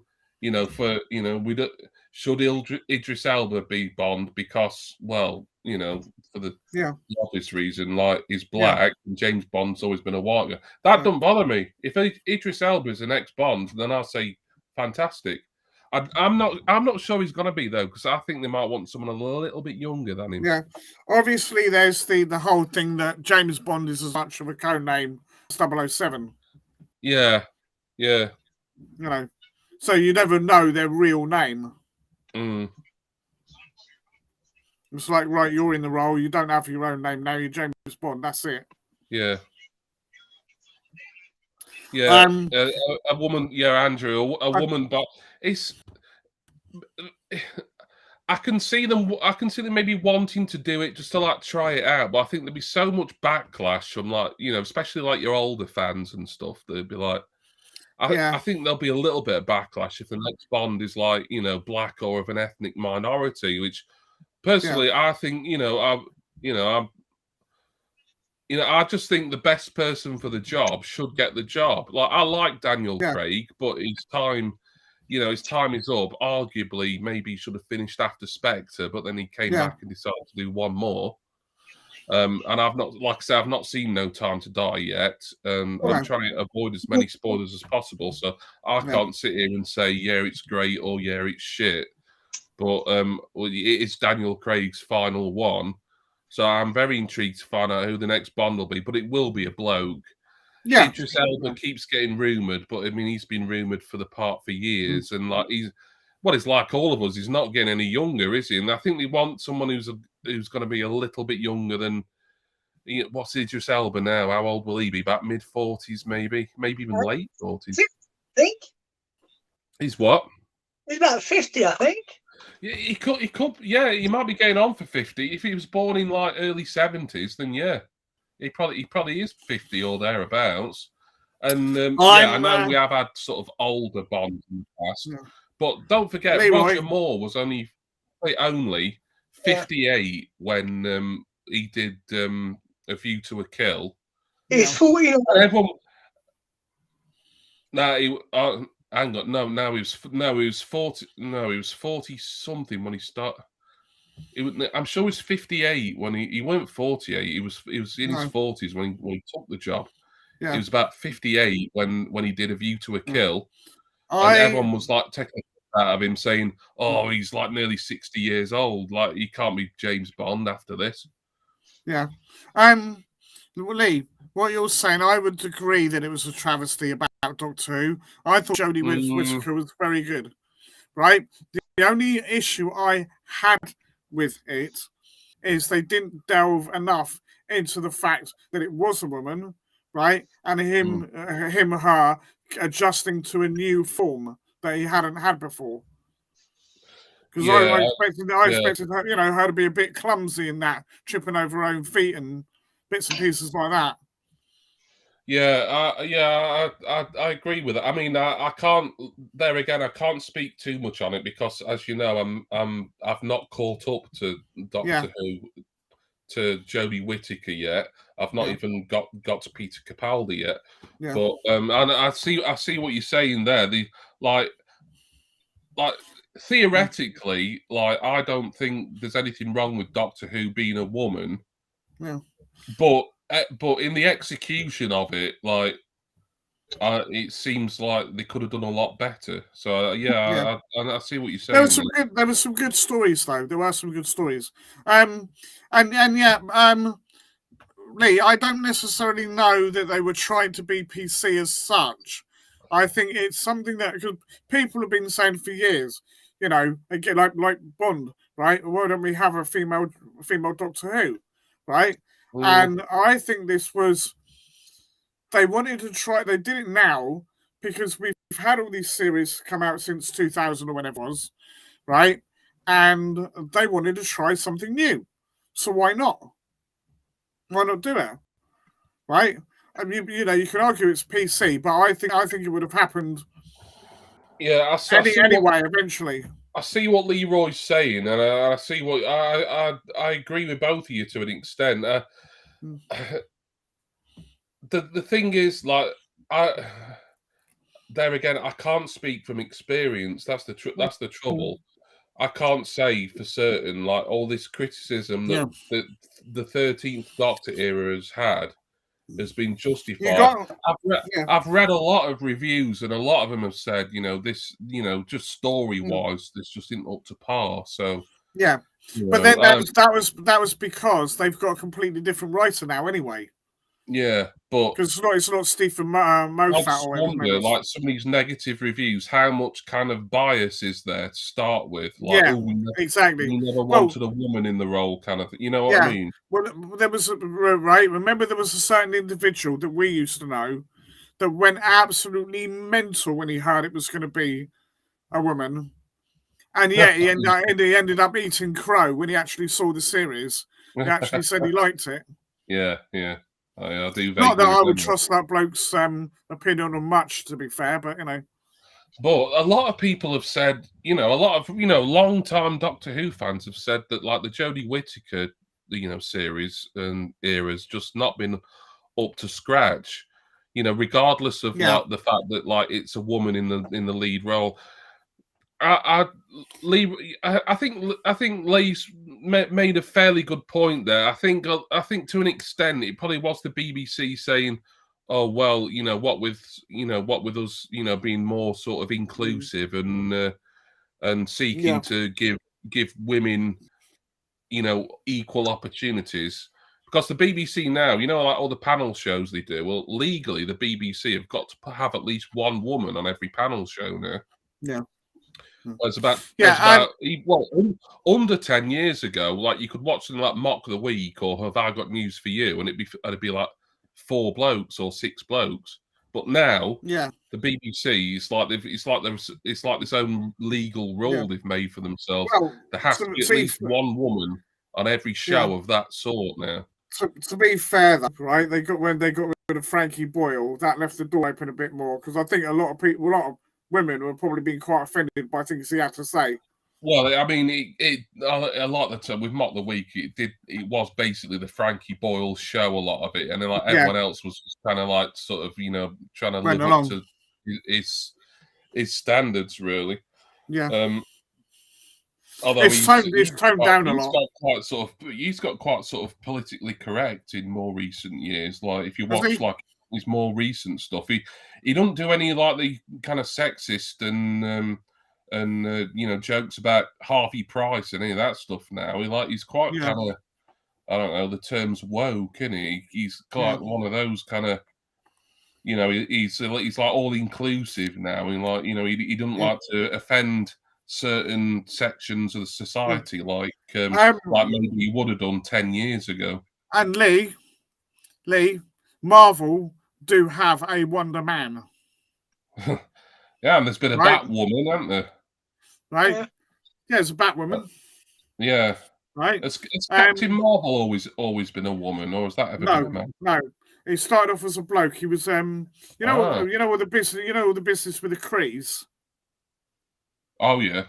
Right, where he was a full Kree warrior, right? Sent to infiltrate. Wayne will probably remember better than I. He was sent to infiltrate the Earth, wasn't he? Yeah. Right, and he ends up becoming mates with the Avengers. Yeah. Yeah. No, I mean, I will agree there are certain roles that they shouldn't change the genders with, right? Yeah.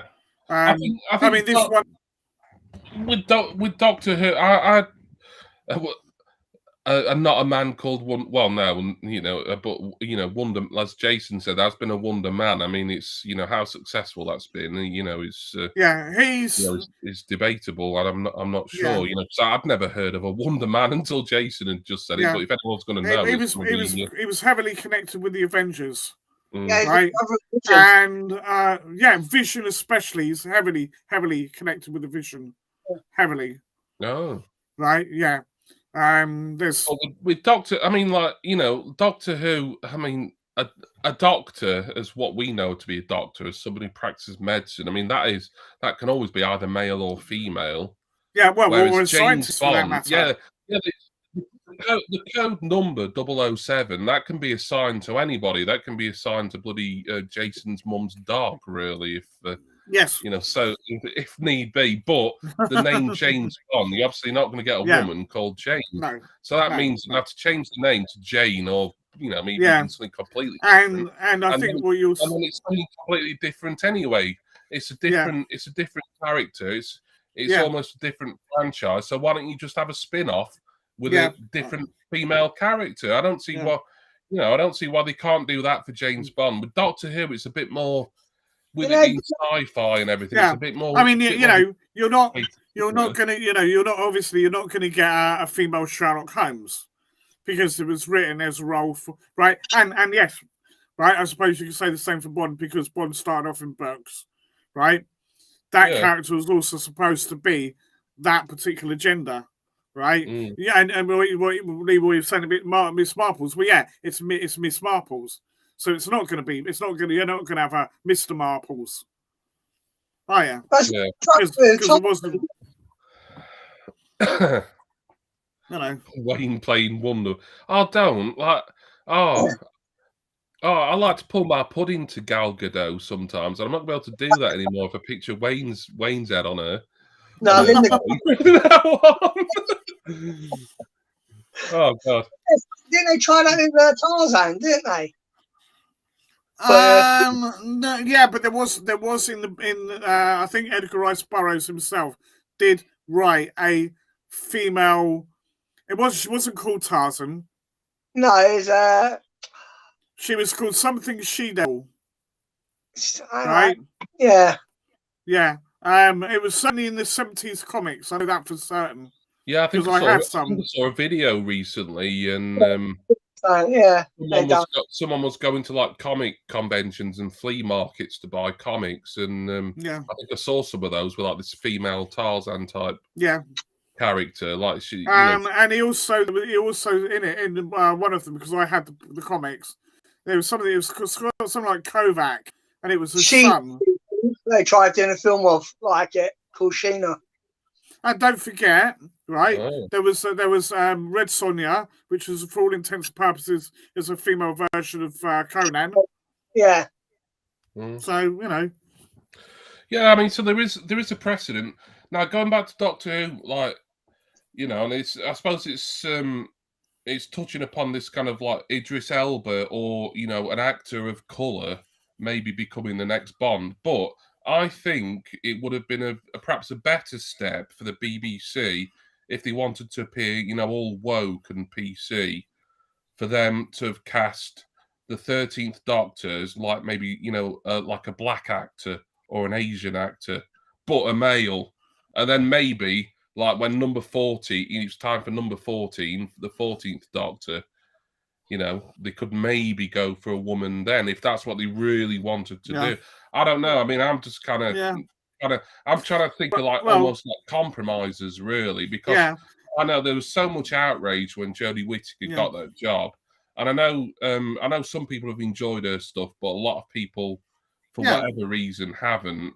And you know, I'll be very interested to see who the next Doctor is. I really will. I'm sure it won't be a woman, but I still think there's going to be a James Bond of colour maybe next, and possibly now a Doctor Who of colour coming next as well.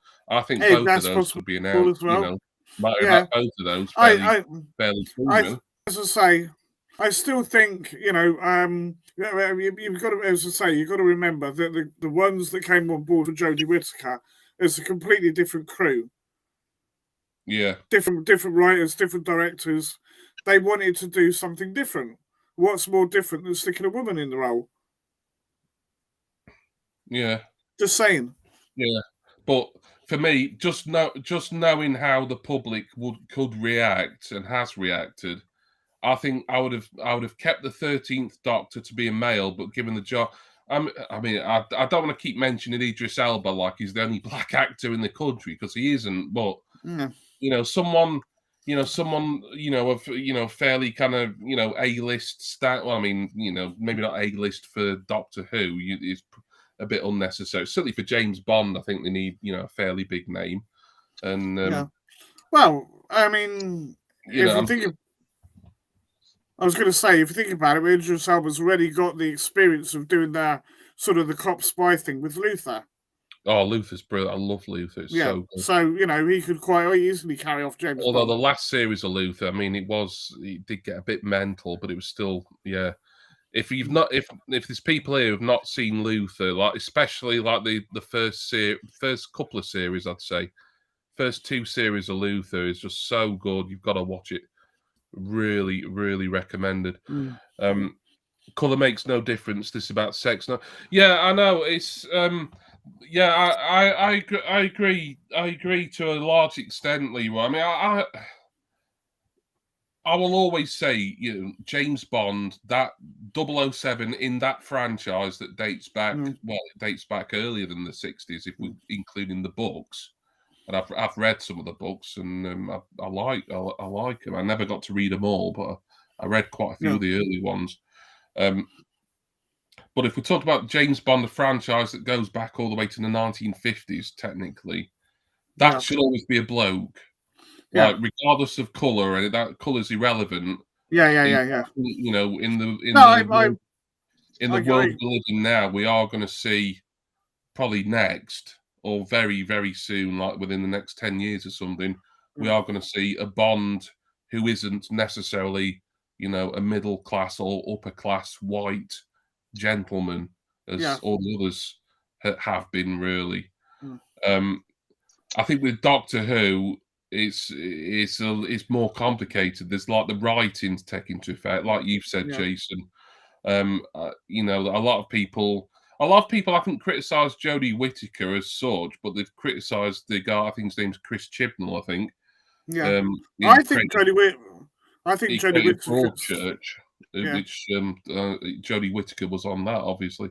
Yeah, and although David Tennant was as well, ironically enough. I think Jodie Whittaker's actually a good actress, right?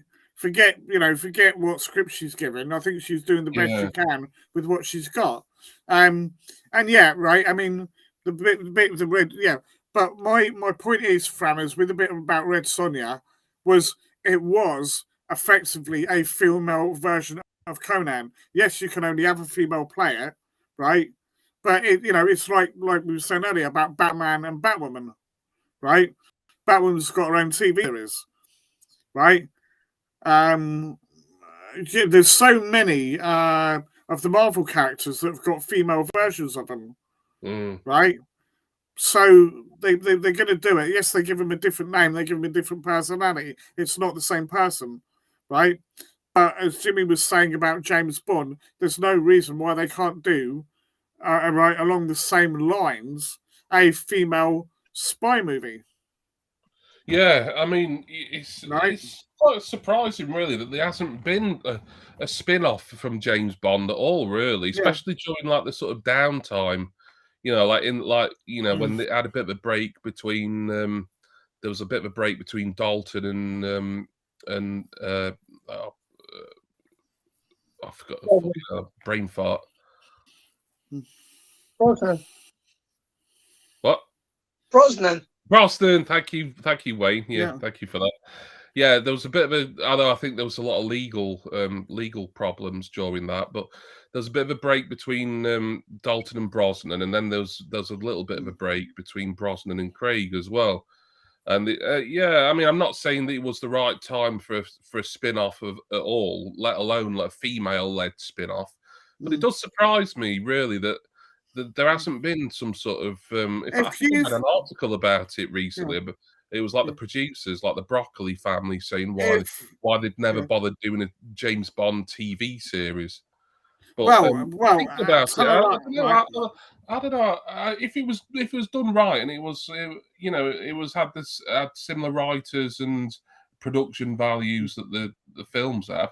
I'd be interested to see what a James Bond spun-off TV series, possibly where the main character's a female secret agent. I would be interested to see that. Yeah. And hopefully, right. But as long as they weren't claiming this woman is the new James Bond, she's like the guy. She's the guy, the girl, the person who Daniel Craig was last time around. There was right. It was rubbish. There was technically a James Bond TV series. Was it? Oh, you're on about that young James Bond? James Bond Jr. It was rubbish. And of course I forgot all about that. I've never seen it. Yeah, it was rubbish. I mean, Jaws, they actually gave him a metal jaw. Right, okay. Yeah. There's some young Bond books that the guy who was in the Fast Show, he wrote, Charlie Higson. They're supposed to be pretty good. I've never bothered reading any of them, though. it's certainly in recent years, especially with like all these like streaming services and stuff like who are wanting to, you are needing like new content, you know, your Netflix and Amazon Prime and everything. I'm surprised that nothing spun off from, but you know, they don't have to do like a spin-off where you know, they could do a spin-off with like one of the sort of other characters, like one of the baddies that, or you know, just someone who's related to someone. You know, there's quite a lot of potential options, really. You know, right? There's one someone in the Bond franchise that they could spin off that you never see an awful lot about. You don't know anything much about, and that's Moneypenny. Yeah, exactly. There you go. Yeah. You can do a Moneypenny series. Yeah. There's more to her than meets the eye. Yeah. I'd certainly go along with that. I think that'd be a good idea if they were to go down that route, really. Well, I think Money's much of a name as a code name as James Bond or 007 is.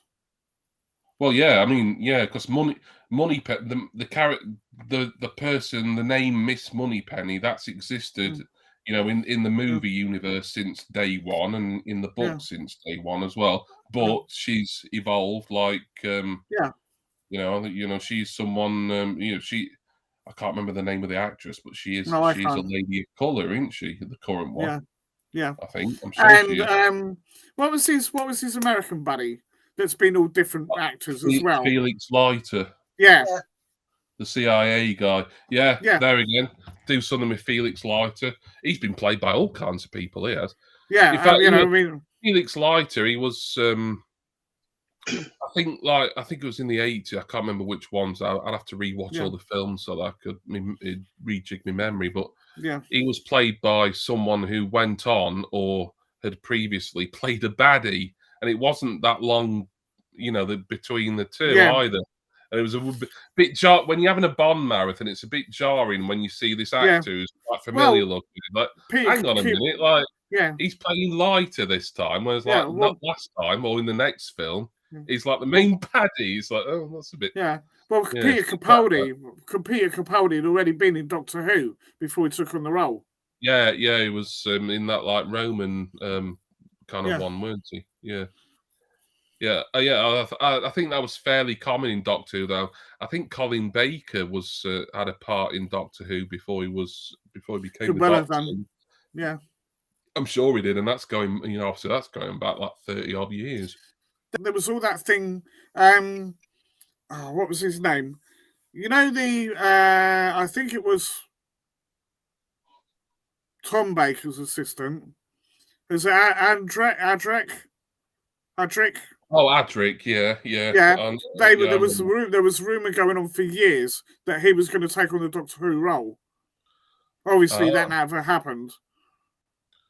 He weren't a very popular companion though at the time, was he, Adric?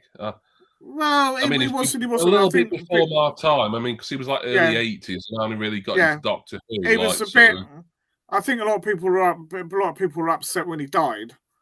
Right? Perhaps they didn't realise quite how much they liked him until they killed him off. Yeah. It was perhaps just one of those like you missed him when he was gone kind of people. Yeah. Andrew said only they could bring a woman into Bond movies to have a married Bond. I mean, he's got married in the films before, but I mean, it's been like kind of either a marriage of convenience, like in You Only Live Twice, or he did fall in love. Say never again. That's not an official Bond movie though. That one, Never Say Never Again. Film he got married. On Her Majesty's Secret Service, he got married at the end, and then his wife. His wife gets killed by blood. No, that's an underrated film. Lazenby, he could have been like an absolute legend today, like if he'd stuck in that role. Yeah. Because I thought he was so underrated, George Lazenby. And he was a guy. He wasn't really an actor at all, but he just really suited that role. And I think he got some bad advice. Well, he got advised by people who probably wanted to put a spanner in the works, and they said to him, "Just do one Bond film. Don't do any more. You'll become a bigger star without it." I think that, and you know what happened. You know, his career peaked way too early. Yeah. But no, the thing was I always remember that film because they had Louis Armstrong's "We Have All the Time in the World" at the end. Yeah, that was And- like and that was like I like that quite song unusual Bond thing. anyway. Yeah. Anyway, but that scene made that song for me. Yeah, I know what you mean. Yeah, it's quite. Yeah, it's very poignant, isn't it? It's like, Before that, like sort of your Sean Connery Bond was like kind of like a shagger about town, really, bit like Wayne, I suppose. Sorry. And plus like another couple of similarities between Sean Connery and Wayne. They're both bald and they're both Scottish. Oh, that's great. You being Irish. Well, now Majesty's Secret Service. That's a great. That's one of those that I can say, like, even if you say, oh, I don't like James Bond, like, I think you can watch that film and enjoy it. Just even if you don't watch another Bond film, I think it's good. But that Blofeld was Telly Savalas in that film, weren't he? Yeah, I think it was actually. Yeah, I thought he was good Blofeld because he was. Yeah, that's the one thing I don't like about some Bond films, about how they have to keep changing the actor for certain characters. Like Felix Leiter, he's been played by a load of people. Blofeld's been played by at least 3, I think. That might be 4 now. Yeah, actually. I mean, when they did Q&M and all the rest of it, that made sense, obviously, because the actors were far too old, or either that or dead, right? Yeah. So again, that and their code names, obviously. Yeah. Sorry, Wayne, were you saying something? He's been Felix Leiter character has been played by like a white actor and a coloured actor as well. Yeah, the latest one. Well, a person of colour is the preferred term. Way, Jeffrey. His name's Jeffrey something. The actor, I can't remember. Yeah. I've seen him in other things as well. He's probably been the longest running Felix Leiter there's ever been, I think. Yeah, he goes back all the way to Casino Royale, and I mean that film's like nearly 15 years old now. Yeah. Whereas before, sort of like 60s, 70s, and 80s, he seemed to be like someone with a brand new face every time. I mean, I know he wasn't on every single film, he was someone of the used, from time to time, but he was still kind of a semi-regular character. And I did like actually when they brought some of the villains back as well, not just Blofeld, but didn't they bring? Was it Scaramanda, whatever his name was? Did they bring him back a couple of times? No, it was the one. I think Scaramanga he was in Man with a Golden Gun, weren't he? I think. No, Who I think been on one. Who was the one that was a villain but ended up helping Bond on a mission? That was Jaws, weren't it? No, not Jaws. There was another one as well. I thought that might have been Scaramanda, but I can't remember. No, he was only a one-time guy. He was They ended up renting. I think they got some boats that ended up climbing a mountain to infiltrate someplace together. I can't remember. That was one with Lazenby, wasn't it? Yeah, it was definitely a Moore film. Oh, so it'll be 70s then. Lazenby was like late 60s, wasn't it? Yeah. It's definitely a Moore film. I mean, Jaws is the only one I know. I know he's more of a henchman. I mean, it might have been. Villain. It might have been, in fact, because I don't remember the movie that came before it that had this character in. It might be an unscripted villain that we'd never seen, and they just put him in to fit in. I don't know. No, I can't remember. When I eventually get round to rewatching them all, which I'll try and do before I see the new one, whenever. I mean, I don't think that's probably going to come out on Blu-ray till next spring anyway, so I've got plenty of time. But I will try and rewatch them, so I'll perhaps know what you're referring to. But as for like former villains who end up becoming his ally, I mean, the one I always think of instantly is Jaws, obviously. Yes, obviously, yeah. No, Lee was saying about James Bond at Christmas. Yeah, always at Christmas. Yeah, and bank holidays and things like that. Yeah. I saw For Your Eyes Only. Actually, I saw it in Ireland when it premiered because I was over there at the time. Yeah, that was about. That was not about 1980. Yeah, like turning the 80s. Yeah. Good theme as well. That For Your Eyes. Oh, Sheena Easton. Ah, yeah, of course it was. She was Scottish as well, weren't she, Sheena Easton? Yep. Oh, dear. She first appeared. Got a proud heritage, Wayne. Yeah. Embrace it. Yeah. She first appeared on That's Life. Oh, did she? Yeah. And she went on to do a song with Prince. She did, yeah. The Look. Arms of Orion, was it? No, The Look. Yeah, Arms of Orion was, I believe, Kim Basinger. Was it? I thought that were Prince and Sheena Easton. It might have been. I thought it was a Batman-related one. Do you want me to look it up? On the soundtrack, though. Right, guys, okay. Sorry, what did you say, Wayne? Okay. All right, pal. All right, I'll see you guys later. All right, cheers. Mate. Thanks for coming on, Wayne. Yeah, Cheers, mate. Right, we're not going to get a game tonight, obviously. No, but well, it's all right. We've had a good chat. I mean, hopefully next week there might be some more people there. Yeah. But it's different. It was different, wasn't it? I mean, we've had a good night. Yeah. I mean, I know it's been advertised as Quiplash Live, but there was only really 4 of us, like, you know, in all the time to really. And like I always say, you need at least 5 for it.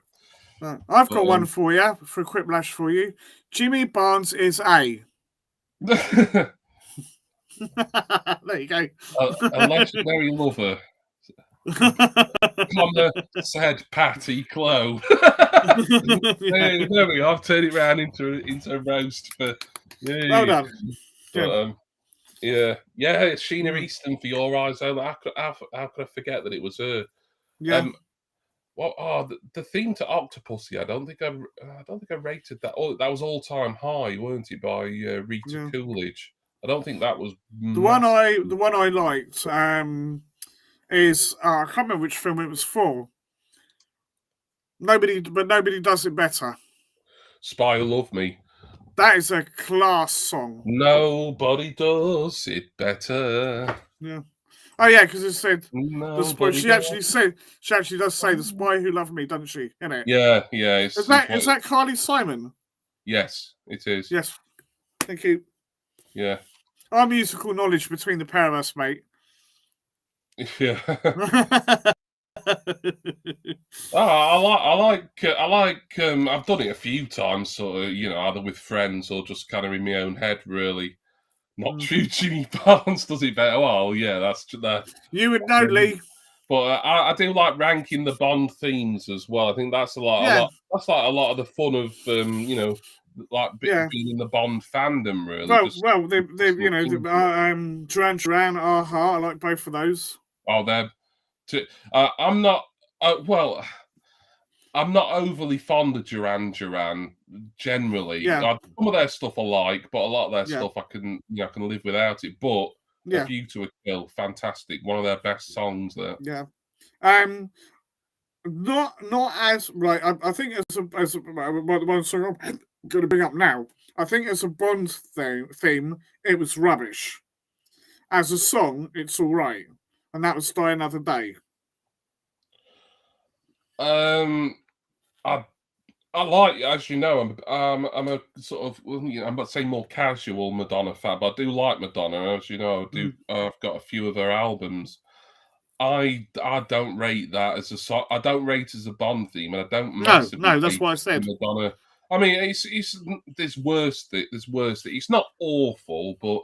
Yeah. As a Bond theme, it's one of the worst. No. And as a Madonna single, I'd say it's below average myself. Yes, I did say ranking. Yes, I did. Yes, careful how you say that. But Aha, I do like. I've always liked Aha though, and Living Daylights is fantastic theme. That. I'm trying to think of something like the earlier ones when like they first started having like a proper Bond thing. Because the first film it was like just basically the James Bond theme. I think the second film, From Russia with Love, I think was that Matt Monroe or someone like that who Could have been technically sung the theme for it. Yeah. Well, obviously you got the Shirley Bassey ones as well. Yeah, obviously Goldfinger, very memorable theme. Diamonds Are Forever. I think Moonraker. I don't think that's particularly very good. I think no, like they've been it must to have the been well quite a with hard Shirley one to Bassey do. once too often by that point, really. I remember saying about the older ones. I like Skyfall. I don't like Adele as a rule, but I do like that song. Yeah, it's all right. As a Bond theme, I'd say it works well. It sounds like a Bond theme should sound to me. But as a standalone single, I'm not that bothered really. You Know My Name by Chris Cornell. Yeah, I enjoyed that. It was a little bit of a departure, really. But it did have kind of like that sort of orchestral motif that you would get. But it was like it did kind of it felt to me like it was signifying like a brand new era, like almost like a reboot of the franchise in a way. By the saying You Know My Name, but you know my name, but you don't know me. Yeah. You know. So I do like that. I'd say it's an underrated Bond theme. That You Know My Name by Chris Cornell. And I think the one afterwards, the Jack Black and Alicia Keys one, were pretty good as well. I can't remember that one. I'm trying to think what it was called. Yeah. I've forgotten the name. It wasn't called Quantum of Solace. I know that. I don't think that Sam Smith one for Spectre was particularly very good, I have to say. I like the film, but as Bond themes go, like I'd rank that down near the bottom somewhere because they've just. I've not heard the current one, the Billie Eilish one. I should have listened to it by now. So I've got her album on cassette. There's a few of the themes and the music that have been remixed and stuff because Moby did the theme. He remixed the theme. What was the guy that? There was a guy that's been on James Bond for ages, and he's done a lot of the music, and he did a remix album of the Bond themes. Well, I can't remember his name. David Arnold. That's the one. Yeah. Yeah. Because what was it? On Bond for quite some years. Was it the? I don't know if he still does, but he had. I think particularly in the 90s, he was heavily involved. Yeah, because it was Dave Arnold and the Propeller Heads did one. Yeah. I don't know whether that was the main theme or not. I can't remember. No, I don't think he's ever done like a sort of Bond theme as we know. I mean, I know, but he's done a lot of like the incidental music certainly, and he's sort of produced. I think he's like produced or co-produced a lot of the themes. Let me have a look a minute. I'll just see if I can find it because I think I had it on single, but I can't remember. So me leaning over. I think Thunderball by Tom Jones was all right. I'm never overly keen on Tom Jones as a rule. He's okay. Thunderball, it's all right. As Bond themes go, I'd probably rank it in sort of in the middle somewhere, maybe slightly below average. Shame about the Propeller Heads; they never really took off. Very nice. They did have a couple of good singles, actually. Yeah. It works with De La Soul. I've got one of those. I've got that one as well. David Arnold Propeller Heads. Hang on. More 60s ones. Nancy Sinatra did what? She did You Only Live Twice, didn't she, Nancy Sinatra? Yeah. There we are. You Only Lived... Yeah. You Only Lived Twice. That was a good one. Yeah. It was on Her Majesty's Secret Service. Oh. That was the one they did. Because that was a weird one. Because he did a whole album of stuff. Yeah, because the Louis, we have all the time in the world. That's like what I associate that as being kind of a Bond theme, but it wasn't classed as a Bond theme as such. Did he call it like the love theme or something? Like something. Yeah, like it was that. because it was at the end, wasn't it? So Yeah. Yeah. Where are we? Yeah, Shaken and Stirred, the David Arnold James Bond project. Cover versions of James Bond film themes organised and produced by David Arnold in 1997. Oh, 97. Right. Yeah, Yeah. I'll probably enjoy that album. I'll have to I'm see if just I trying can to see what the seek it out tracks are. somewhere. Diamonds Are Forever with David McCalman. Yeah. Yeah. Nobody Does It Better by Amy Mann. Amy Leaf Field. Amy Mann. MANN. Oh, I don't Whoever know. she is. I don't know what that is. Space March, which must have been from Moonraker, which is done by Left Field. All right. Time High by Pulp. Now then, Pulp, they were in contention to do the theme for Tomorrow Never Dies. Yeah. And they got rejected. Like, they'd written it and recorded it pretty much. Yeah. And they got turned down in favour of, it was Sheryl Crow, sorry. Not Cheryl Cole, that's her from Girls Aloud. Yeah. That'd be interesting, wouldn't it? Girls Aloud doing a Bond thing. Oh, no, that was called... Pulp, their Bond theme, they slightly changed it to Tomorrow Never Lies. And I remember it was a B-side on one of their singles. I think it was... right, okay. Yeah. So, I do remember Pulp were almost a Bond theme provider. Well, obviously they got a chance to redo something this time. Moonraker was by Shara Nelson. It was in Massive Attack. Oh yeah. Yeah. Yeah, because I don't hate Moonraker as a song, but I suppose if I heard a decent cover of it, I'd possibly enjoy it more. I don't know. Yeah. You had the James Bond theme by LTJ Buchan, which I'm assuming is the original bloke. I don't know. I always thought it was John Barry or someone who was. It might have been. Yeah. Was the original composer. Yeah. Abigail's grandfather. Yeah. Live and Let Die by Chrissy Hyde. Of the old Proclaimers. Yeah, Chrissy Hyde. Thunderball by Martin Fry, which I'm assuming was the guy from ABC. Yeah, you'd have thought so, really, wouldn't you? Yeah, I think him from ABC, Martin Fry. I could see him doing that. Yeah. Yeah. Rush with Love is by Natasha Atlas, whoever she is. Name rings a vague bell. But... Yeah. Majesty's Secret Service, as I said, by the Propeller Heads. Yeah. We have All the Time in the World by Iggy Pop. Oh. Yeah. Oh, God. And Diamonds Are Forever and Majesty's Secret Service were both released as singles. So there you go. Yeah. I might have to look out for that album. I think I will as well, actually. Yeah, I wouldn't mind listening to that. Yeah, I vaguely remember David McCalman covering that and it being a single as well. Now you mention it. Yeah, we had a good voice. The crap. Oh, no, it's quite interesting. It's been interesting to hear about this album. I like to talk about the original themes. Yeah, Shaken Not Stirred. Shaken Not Stirred, it's called if you look for it on Discogs. Yeah, I'll have to. They might have re-released it. I'll probably try and look for that over the weekend. See if there's. See if it's the sort of thing. If I was buying it, I'd want to buy it preferably on record, but rather than CD. But I'll have to have a look, see if it's out on wax, as it were.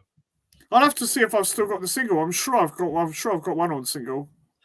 I've got a Bond greatest hits on mini disc. The one that I think he gets re-released every few years, and they just add the latest Bond theme to it. But I've got the one that came out on mini disc that came out at about 1999. So the newest track on it's "The World Is Not Enough" by Garbage. Right. Not going to get on. But it's got all it's got all like the all that we've mentioned. Carly Simon, Shirley Bassey. Tom Jones, blah, blah, blah. Have you just seen what Lee's put up on the screen? I hope he's kidding. Abby said, "Why is it called shaken and not stirred, Jay. What that? Do I really have to explain that one? Do I really? You want Come on, to? she's got to know. Andrew loves these movie chats. Do more. Well, yeah. I mean, it's been a nice change of pace, really. We've talked about a lot of interesting things. I mean, even the stuff that I know nothing about, like the comic stuff and Marvel and that. It's been interesting to listen to you and Wayne, kind of talk about that as well. And we've sort of had a bit of a debate about, the potential for female James Bond and what we feel about a female Doctor Who and stuff like that. So, and of course, James Bond. I mean, I love talking about James Bond, so that's always a bonus. So, yeah, is it about an omelette? This sort of thing again? No, that would be scrambled, not poached, Lee. You imagine that James Bond going. James Bond going. My name is Bond. James Bond. I'll have an omelette. Yeah. Not scrambled, not poached. That might be a good time to yes. call it a night. You're getting a bit tenuous. Yeah.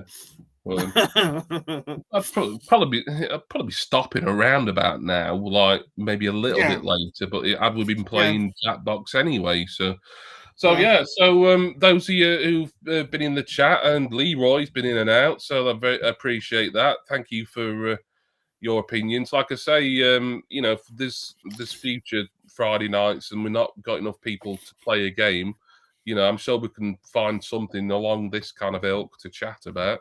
Yeah, so all the entertainment and stuff that we're all into, I'm sure we can get some interesting conversations going again. This is all right. I will say thank you to Lee for putting his 20 pence in because it gave us something to bounce off of. Well, yeah, and it's so whether we agree or not, it doesn't matter. It's a complicated. The Doctor Who thing, particularly, it's a bit too complicated, and I would rather make a more solid opinion or a solid pronunciation upon it once I've actually watched all those and decided, I like this era or I don't. So. But but as as it stands now, it's great for differing opinions and for just to get a debate going. If I may, and Scotty, he's enjoyed it as well. So fortunately, I don't think we've bored people too much tonight, Jason. That's been I think we did quite well under the circumstances. Yeah. So I'm sure we'll end up doing this again. Because, like I say, I can't guarantee that we'll ever have enough players every single week. You want to rename the stream, mate? When obviously, I will. I'll edit the thing and I'll just take the Quiplash live out. But yeah. Maybe I'll put in something about. Thank you, Andrew. Appreciate it, mate. Yeah. Yeah. Well, thank you everyone in the chat. Andrew, Scotty, Leroy, Rachel, of course. We're not forgotten about you, Rach. I'm sorry we've not talked much about The Walking Dead. Maybe we'll get onto that another evening. Yeah. Again, I've never seen a single minute of it, so I can't. But Leroy, he's a Walking Dead fan. Perhaps what we can do is because Rach likes it, get Lee and Rachel on the panel, and they can lead us off and they can tell us all about it. Well, yeah, I mean, obviously, if people want to come up on the panel, then if the link's in that group, so people can just come in when they want. I know Leroy tonight, he only had the one device, but as I said before, I don't have to appear on the stream. I mean, it's not compulsory. It's your channel. You have what you want. I can always sit in the background. You're pretty much the co-host now. I mean, bloody hell, an irritating one, without a shadow of a doubt. But Lever's not seen the latest series yet. It is. I'm sure you'll get round to it. I would have thought because it is on Disney Plus. Because Rach said earlier that's the main reason she got Disney Plus was to watch New Walking Dead. Can I just do a quick plug for tomorrow, please, Jimmy? Yeah. For those of you that are interested, right, we're doing the bi-weekly chat about wrestling on the Night Owls channel. That will be I think that'll be around about